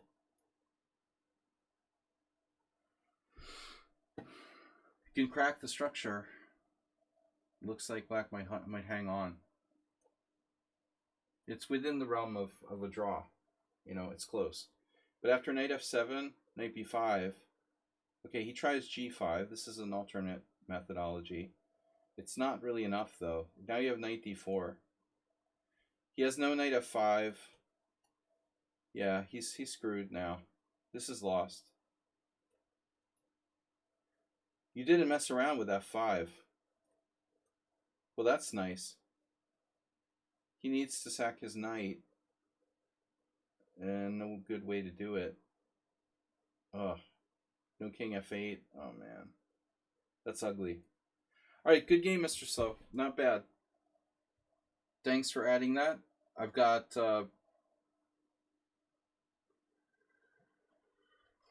Prism. The Prim Prism. Prim Prism, let's try to guess here. He's probably white. Prim Prism playing e4. I don't know if Prism is still here. e4, c5, knight f3, e6. And Dragonfly Hunter, thanks for joining us and subscribing. Great to have Dragonfly Hunter, an old acquaintance of mine from Boston, many years ago. Good to have some people from the real life carry over into our virtual chess world here. So thanks for subscribing, man. I hope you're well. Enjoy Liberation Day. All right, knight f3, e6, g3. I like this line. You know, I would like it better if black played a really stupid move like a6 or something. Our old friend Alexander Ivanov went through a phase where he was playing g3 a lot. You just need two more. You're up to 1,500, Astromate. Nice donation. Jose Fresh just followed. Need three more. Hype Train. Need three more, no? Dragonfly Hunter, subscribe. You donate 100 bits.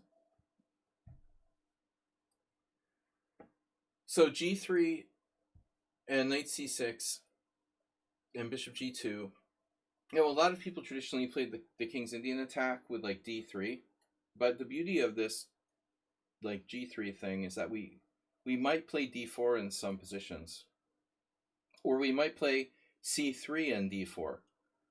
The point is to forego playing d3. So in that way, I think white can play more efficiently over like the standard sort of d3, knight out bd2, the dry, boring, you know, King's Indian attack, which is kind of lifeless. Black now playing d5 in a French style. So we're transposing to a French type position. I've had a bunch of blitz games like this recently. So on d5, we should probably take. And the downside of this is that it does allow black's bishop to open up on the diagonal. But again, it's important to note that we've been efficient. We haven't played d3. We can play d4 in one move. Now the other thing, there's always a battle for this sort of, also in the Alekhine, if you look at the Alekhine with exchange variation, there's always a battle as to who's going to play d4 or take more space with d4, d5, d4, d5. And, you know, there's some positions where black might actually push to d4 if you waste a lot of time here. He's not really threatening that yet. So my take on this is to not play d4 right away might be more accurate. First, get the king out of the center, and you've got ideas like rook e1. My question is black threatening d4? So if I castle, can black play d4 and gain a space advantage? And the answer, if the answer is no, then probably we shouldn't play d4. Just hold off on it. So if we castle and he plays like d4, there's one game where black did this. Ironically, strong players, Eric Hansen against the Dronavalli. Dronavalli, I mean, I don't know, man. That's really ambitious to play d4 against the grandmaster of his strength. I don't know, man. She's asking for a lot here to try to do that. You know, I'm not surprised it's the only player who tried this, and I'm not surprised that they lost. That's super optimistic play by black to go for d4 there. Maybe she's had some success in similar positions against other players, but that's crazy, you know, to do that so early. So I think you should castle. Anyway, this gives maybe black a few extra options. So bishop g4 is the main line. We're transposing, or it feels like we're transposing to something else.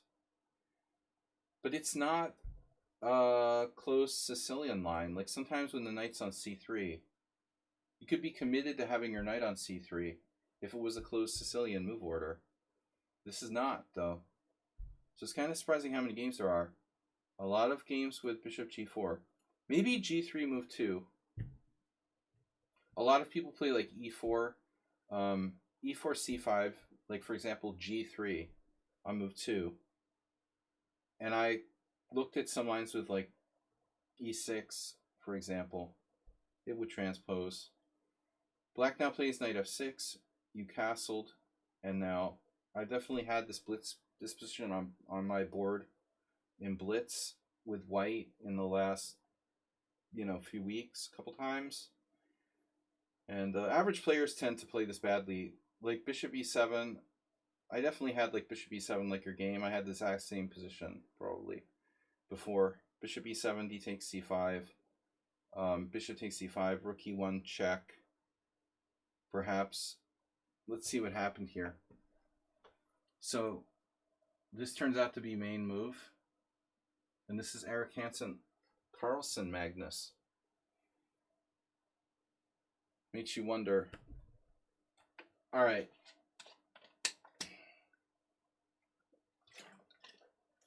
For those of you that are familiar with the Tarrasch Queen's Gambit, the positions are very, very similar. So that's an advantage that I have. Years of experience playing the white side of Queen's Gambit Tarrasch's. Bishop takes c5. I mean, the same piece configuration, just a slightly different structure where the pawn is transferred over here from here. So, like literally, if you move the c pawn from c2 to e2, you have a typical Queen's Gambit Tarash. What's the difference? Maybe black's saw I could get isolated pawn. Well, I mean, I think that people misunderstand isolated pawn positions a lot. They're not like good or bad. I mean, it all depends.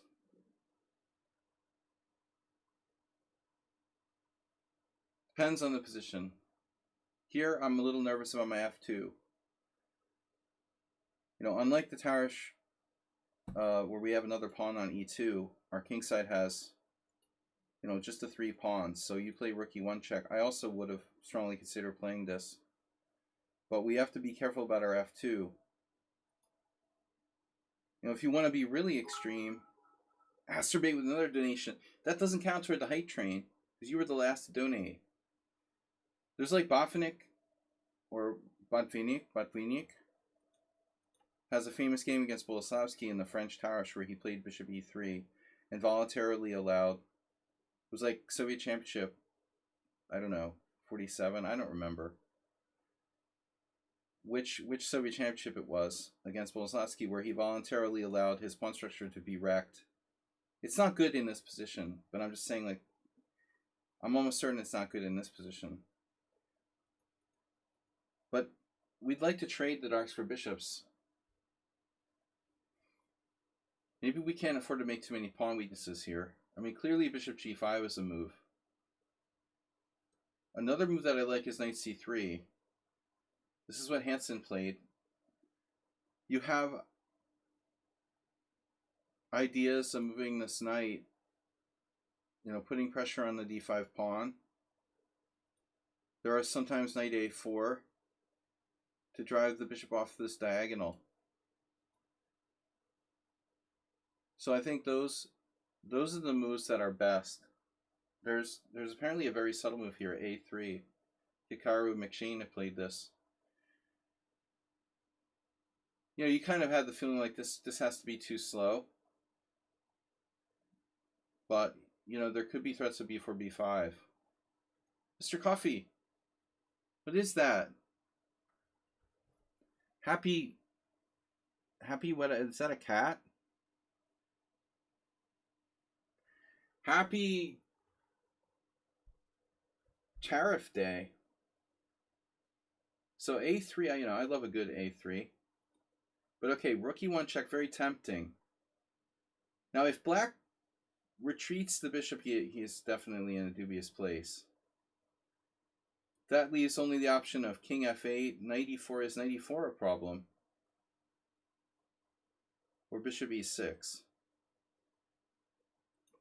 Oh, wow. I totally missed that this is even possible. Knight e7, interesting. Wow.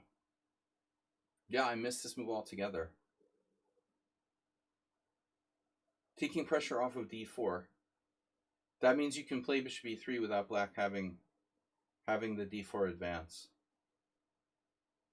And what happens on knight e4? We do this anyway. But knight e4 obviously is a bit more active for black. And then the other question is bishop e6. Unfortunately, white doesn't have too good of a score here, because you have major problems to answer at f2. So although you might have ideas against his e6, it turns out that it may work against you. I don't like white's score.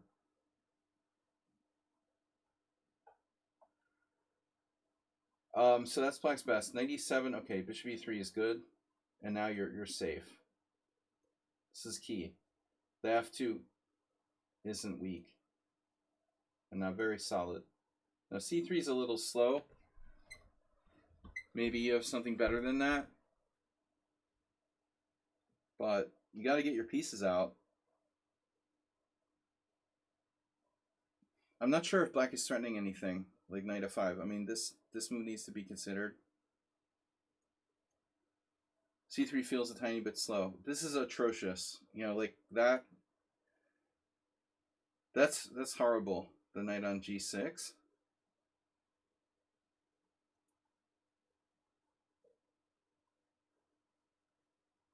I have the feeling we're going to get to a pretty good IQP middle game here. The d4 square. We want to get the maximum. Queen c2.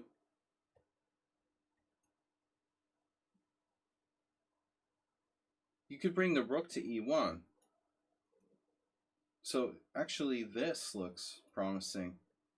You would put pressure on that, and have rook e1 coming. I think we can stop knight e4 by putting pressure on d5. This move feels kind of lazy. Now my only fear would be that maybe black could sack a pawn or something active. For example, if you take the pawn on b7, they play rook b8, take the pawn on a7, they take the pawn on b2. Maybe they're a pawn down, but they have some kind of, I don't know, counterplay where you have some weaknesses in the position.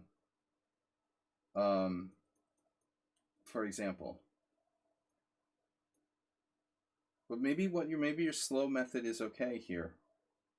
The only thing is that the e4 square, it's completely gone. You know, so he'll be able to hold that. Look, b6 is atrocious. I don't know why he's playing b6 here. You know, it's just really weird. He's afraid of knight c5 or what? I mean, he wants to... Maybe he's afraid of queen d4, and you're going to hit that a pawn. I guess it's not that bad. Okay, maybe b6 isn't so bad. I'm being a little bit overly critical. He's got to do something. All right, queen d3, p1, and now h4. Yeah, this is going to be a long grind. But h4, it's not exactly the optimal moment. I mean, normally h4 against the knight on g6 is always good. But he has such good control of g4 here that I'm not really convinced. Yeah. I completely missed he could play knight e7 in the opening. I would play it slower. You know, I don't know. h4 looks a little bit like we're weakening g4, but okay. It may not be bad. Yeah, I'm certainly not afraid of queen g4. Honestly, I don't know. Yeah, obviously he's much worse, but you know, he should try to trade pieces. Why doesn't he play like rook e8? You're not threatening h5. I mean, do you have h5? How are you getting in h5?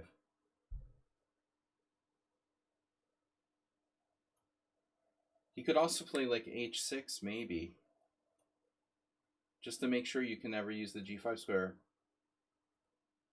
But I figure trade rooks. What is this move? Queen g4 doesn't really do anything here. You know, maybe this is a bad move. You're trading off his bad knight on g6.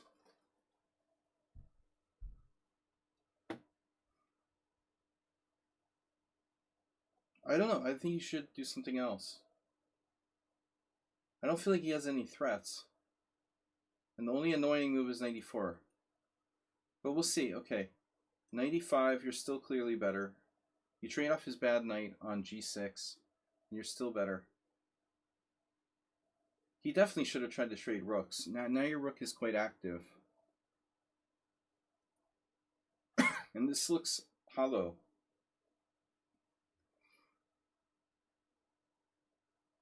So is he threatening f6? You have rook e7. You have rook e7 on the move. He has no threats in your rook e7. Queen f5. Queen f5, you can always meet that with a plethora of replies. Yeah, so you're very good here. Bishop takes c4 is kind of cringe.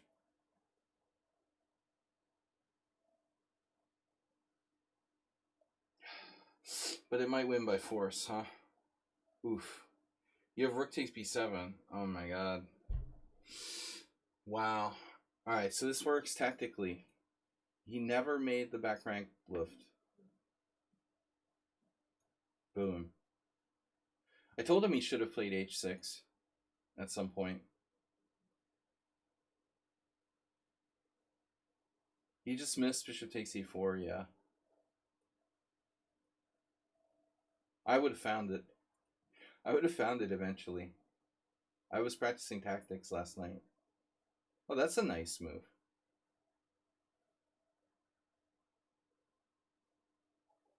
That's a fancy tactic. That's pretty neat. He's going to get like a bazillion checks. He's got to sack the rook here. I mean, come on. He can't resign now. He has to sack the rook. How many checks does he get?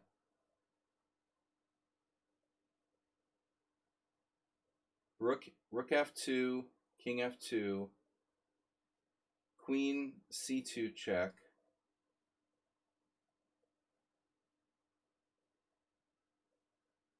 Oh my god, it's a drawn position. Oh my god. I can't believe it. I can't believe he resigned. Dude, I would do that just for spite. I didn't know if it was a draw, but I mean, he's got to try. That's unbelievable. Wow, you were really, really lazy. You were really, really lazy to play that 96 move. This is extremely lazy play by you. You're winning like 6 waves from Sunday, and you do this like fancy move with 96. This is a lesson, man. You know, first off, like I tell Acerbate all the time, when you're up material, trade down. You know, the first rule is like rook b8.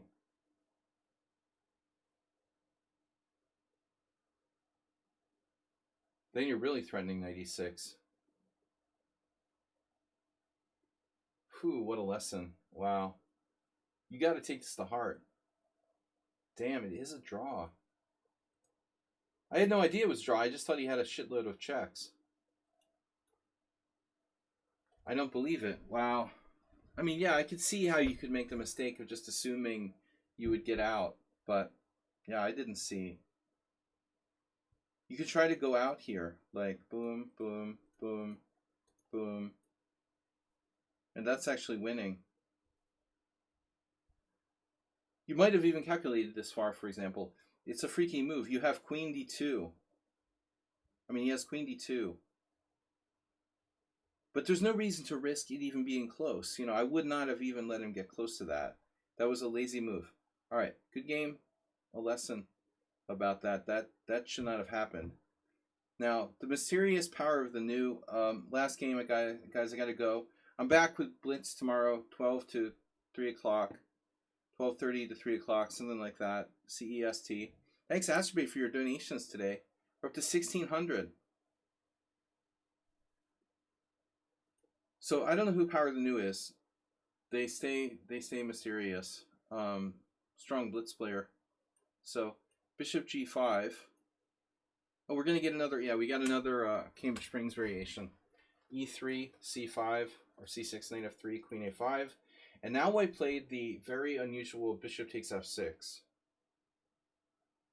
The give away your ducks or bishop for nothing, which ends up happening in a lot of lines anyway. But I have to admit, I've never seen anyone do this. Grishuk Mamdyarov of 2014. So it's been played. There's some older games. Ulman. I guess it's like equal. It's not that bad. To be honest, you end up giving up your bishop in a lot of variations anyway. But I mean, I would have seen this if it was good. You know, I would have seen some examples of this if it was good. So bishop takes f6. Yeah, gotta take with the knight. And now the main move is knight d2. Well, at least you avoid dropping your bishop like I did in 1986 to queen takes g5.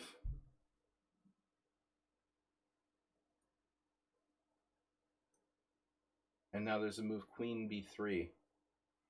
So we're following Grishuk Mamjarov. There's also, interestingly, Mark Hebden against Charlie Cobb,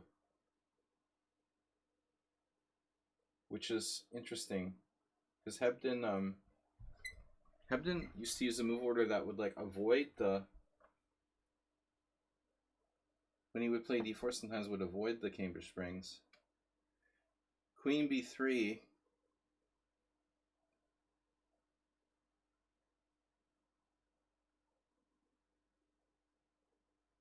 Very logical. So it's reminiscent of like a Rogozin. And now black has c5, which is consistent because it goes for dark square play, since white doesn't have a dark square bishop. But instead the opponent played this. And now knight e4. A move that's only been played in one game. Alright, so at the end of the day, what does black get here? And what does white get? Black gets white. White has a better center. Black gets the bishop pair. You know, you gotta wonder, like, is bishop a3 even a good move at the end of the day?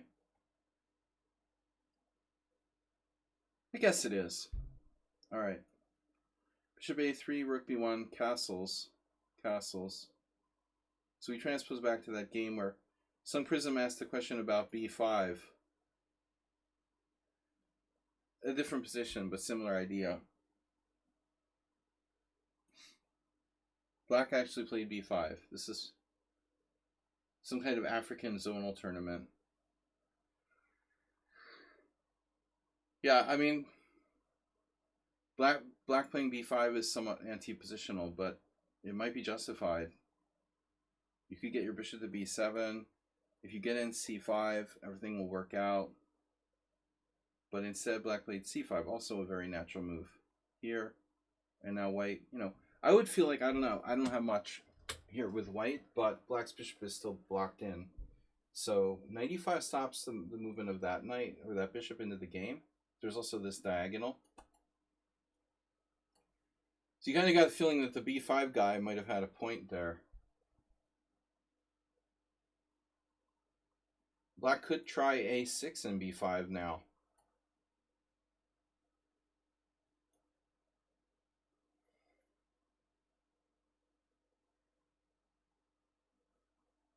So if b5, knight c6 would trap the queen. Temporarily, at least. No, it wouldn't. That's a lie. I told a lie. Yeah. What's the computer say?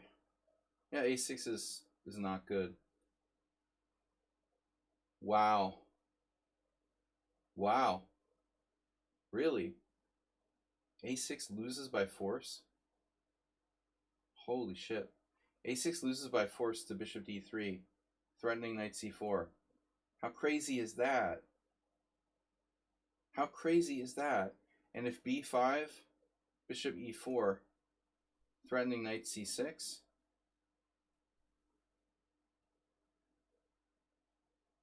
Unbelievable. Wow.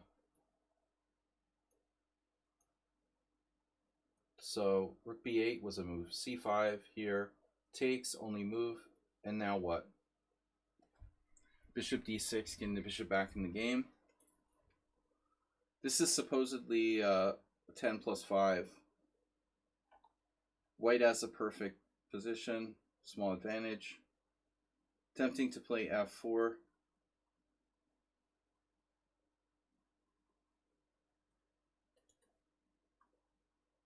I mean, this is very consistent. The 4. Where's 424? 44 today. Have we seen 44 today?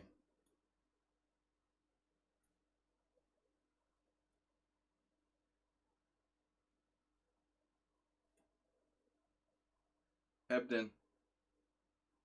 Probably a big fan of Pillsbury. I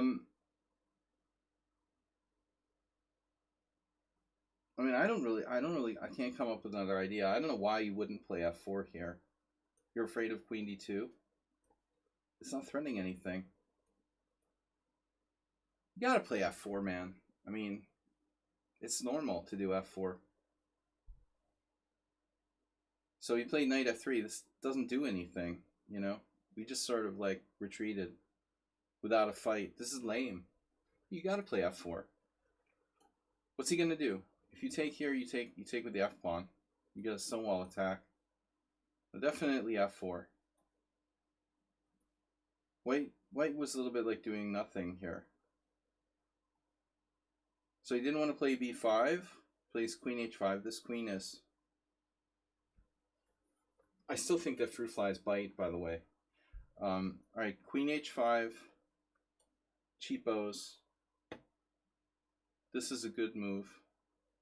Bishop b8. Uh-oh. Aspie, what about your rook? It can come out here. Bishop a7. That's awkward for black. Got the feeling that black should have played b5 already and missed his chance. Bishop d3.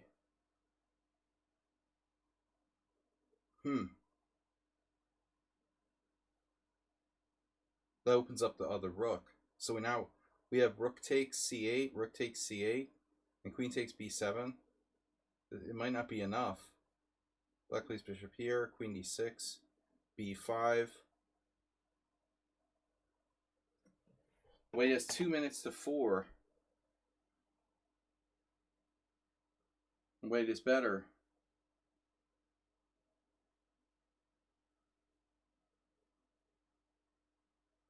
No clear way to break through. There's bishop e4. Bishop e4, rook b8. What about like queen e7? Black feels almost paralyzed after queen e7.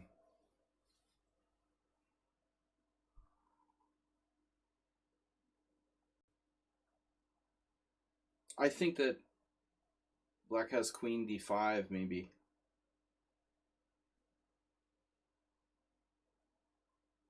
But this looks very good for white, actually. You're definitely clearly better. Winning position. So even like, yeah, bishop e4. For some reason I didn't realize this works.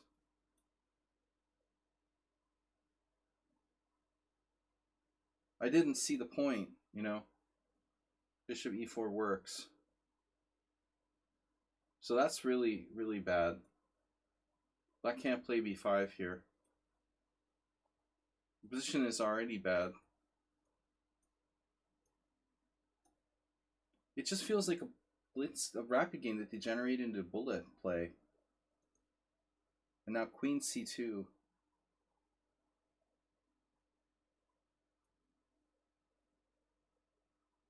He let black sneak out. Because queen c7, rook c8, I guess? But even this has to be okay. I mean, even there, it's not that rook, the other rook. Even there, I mean, we could hang out on the 7th rank. Sorry, mouse time. New mouse time. Well, there's no way that white can lose this game. Unless you trade queens and go to an ending where black has a queenside majority and they come down. You know, it's just hard to believe white's going to lose this. He just makes moves. This is lame, h3. But it's still, white's fine.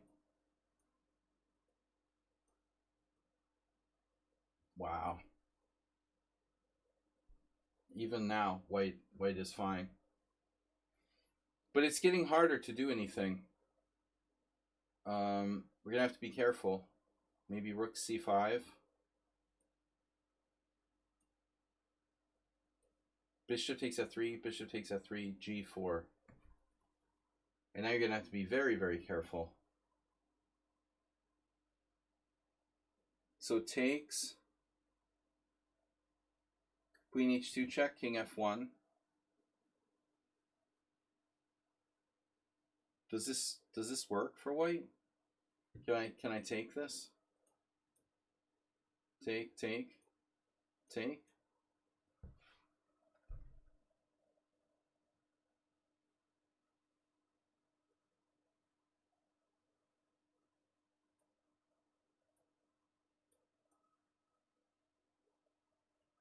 I'm not seeing it. I'm not seeing it.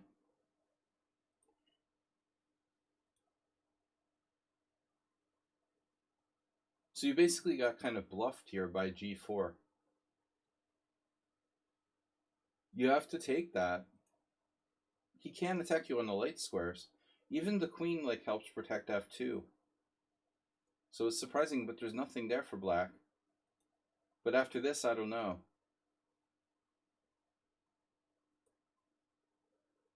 You tried to keep the structure intact. This is probably close to working, but there might be sacrifices like bishop takes g3. I would be scared if bishop takes g3. Maybe that's not even enough, though. We get kind of bamboozled here.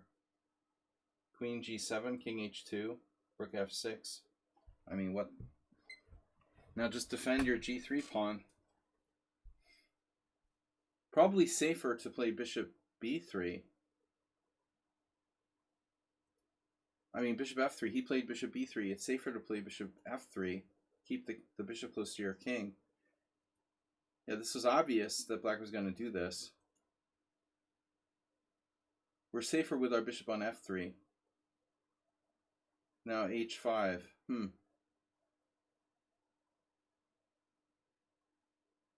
So now we might be in serious trouble.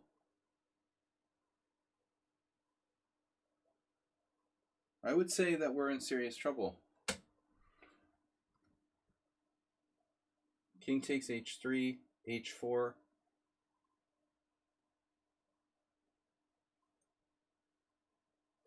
You have to play king takes h3 here.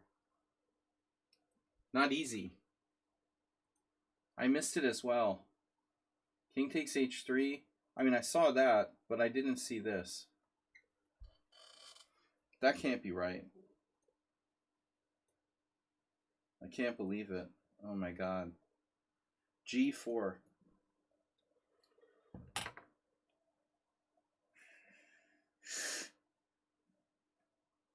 I can't believe that works. If f takes g4, we just hide. Wow. No, there's a tactic. And bishop takes e6 check. Wow. So your defense, in defense, you were a little too passive. And eventually, it's too much. This still might be fine. What about queen b7? Oh no. Oh no, queen b7. Yeah, it's winning. No, even here we're still alive. Wow. What? e4? Why would you play e4 in this position? You have rook g1, pinning his bishop to his king.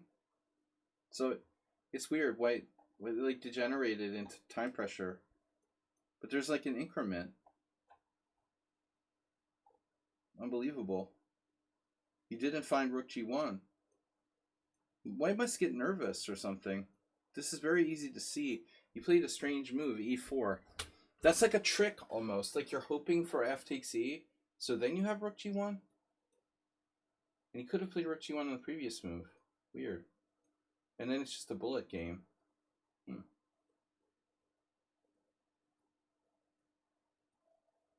And we lost the rook in game, which is obviously lost. All right, that's it, guys. I gotta go. We'll see you tomorrow for some blitz. Thanks for your support. Asterbait, Mr. Slow, everybody who donated gift subs and other funds. I will see you Monday. See you Friday and Sunday. Tomorrow, Friday. I'll see you Monday too, but we'll see you Friday, tomorrow blitz, and 12 to 12:30 to 3, and then Sunday simul. Mr. Slow, be there. I'll see you there. Thanks, guys. Have a great night. Good games. Bye-bye.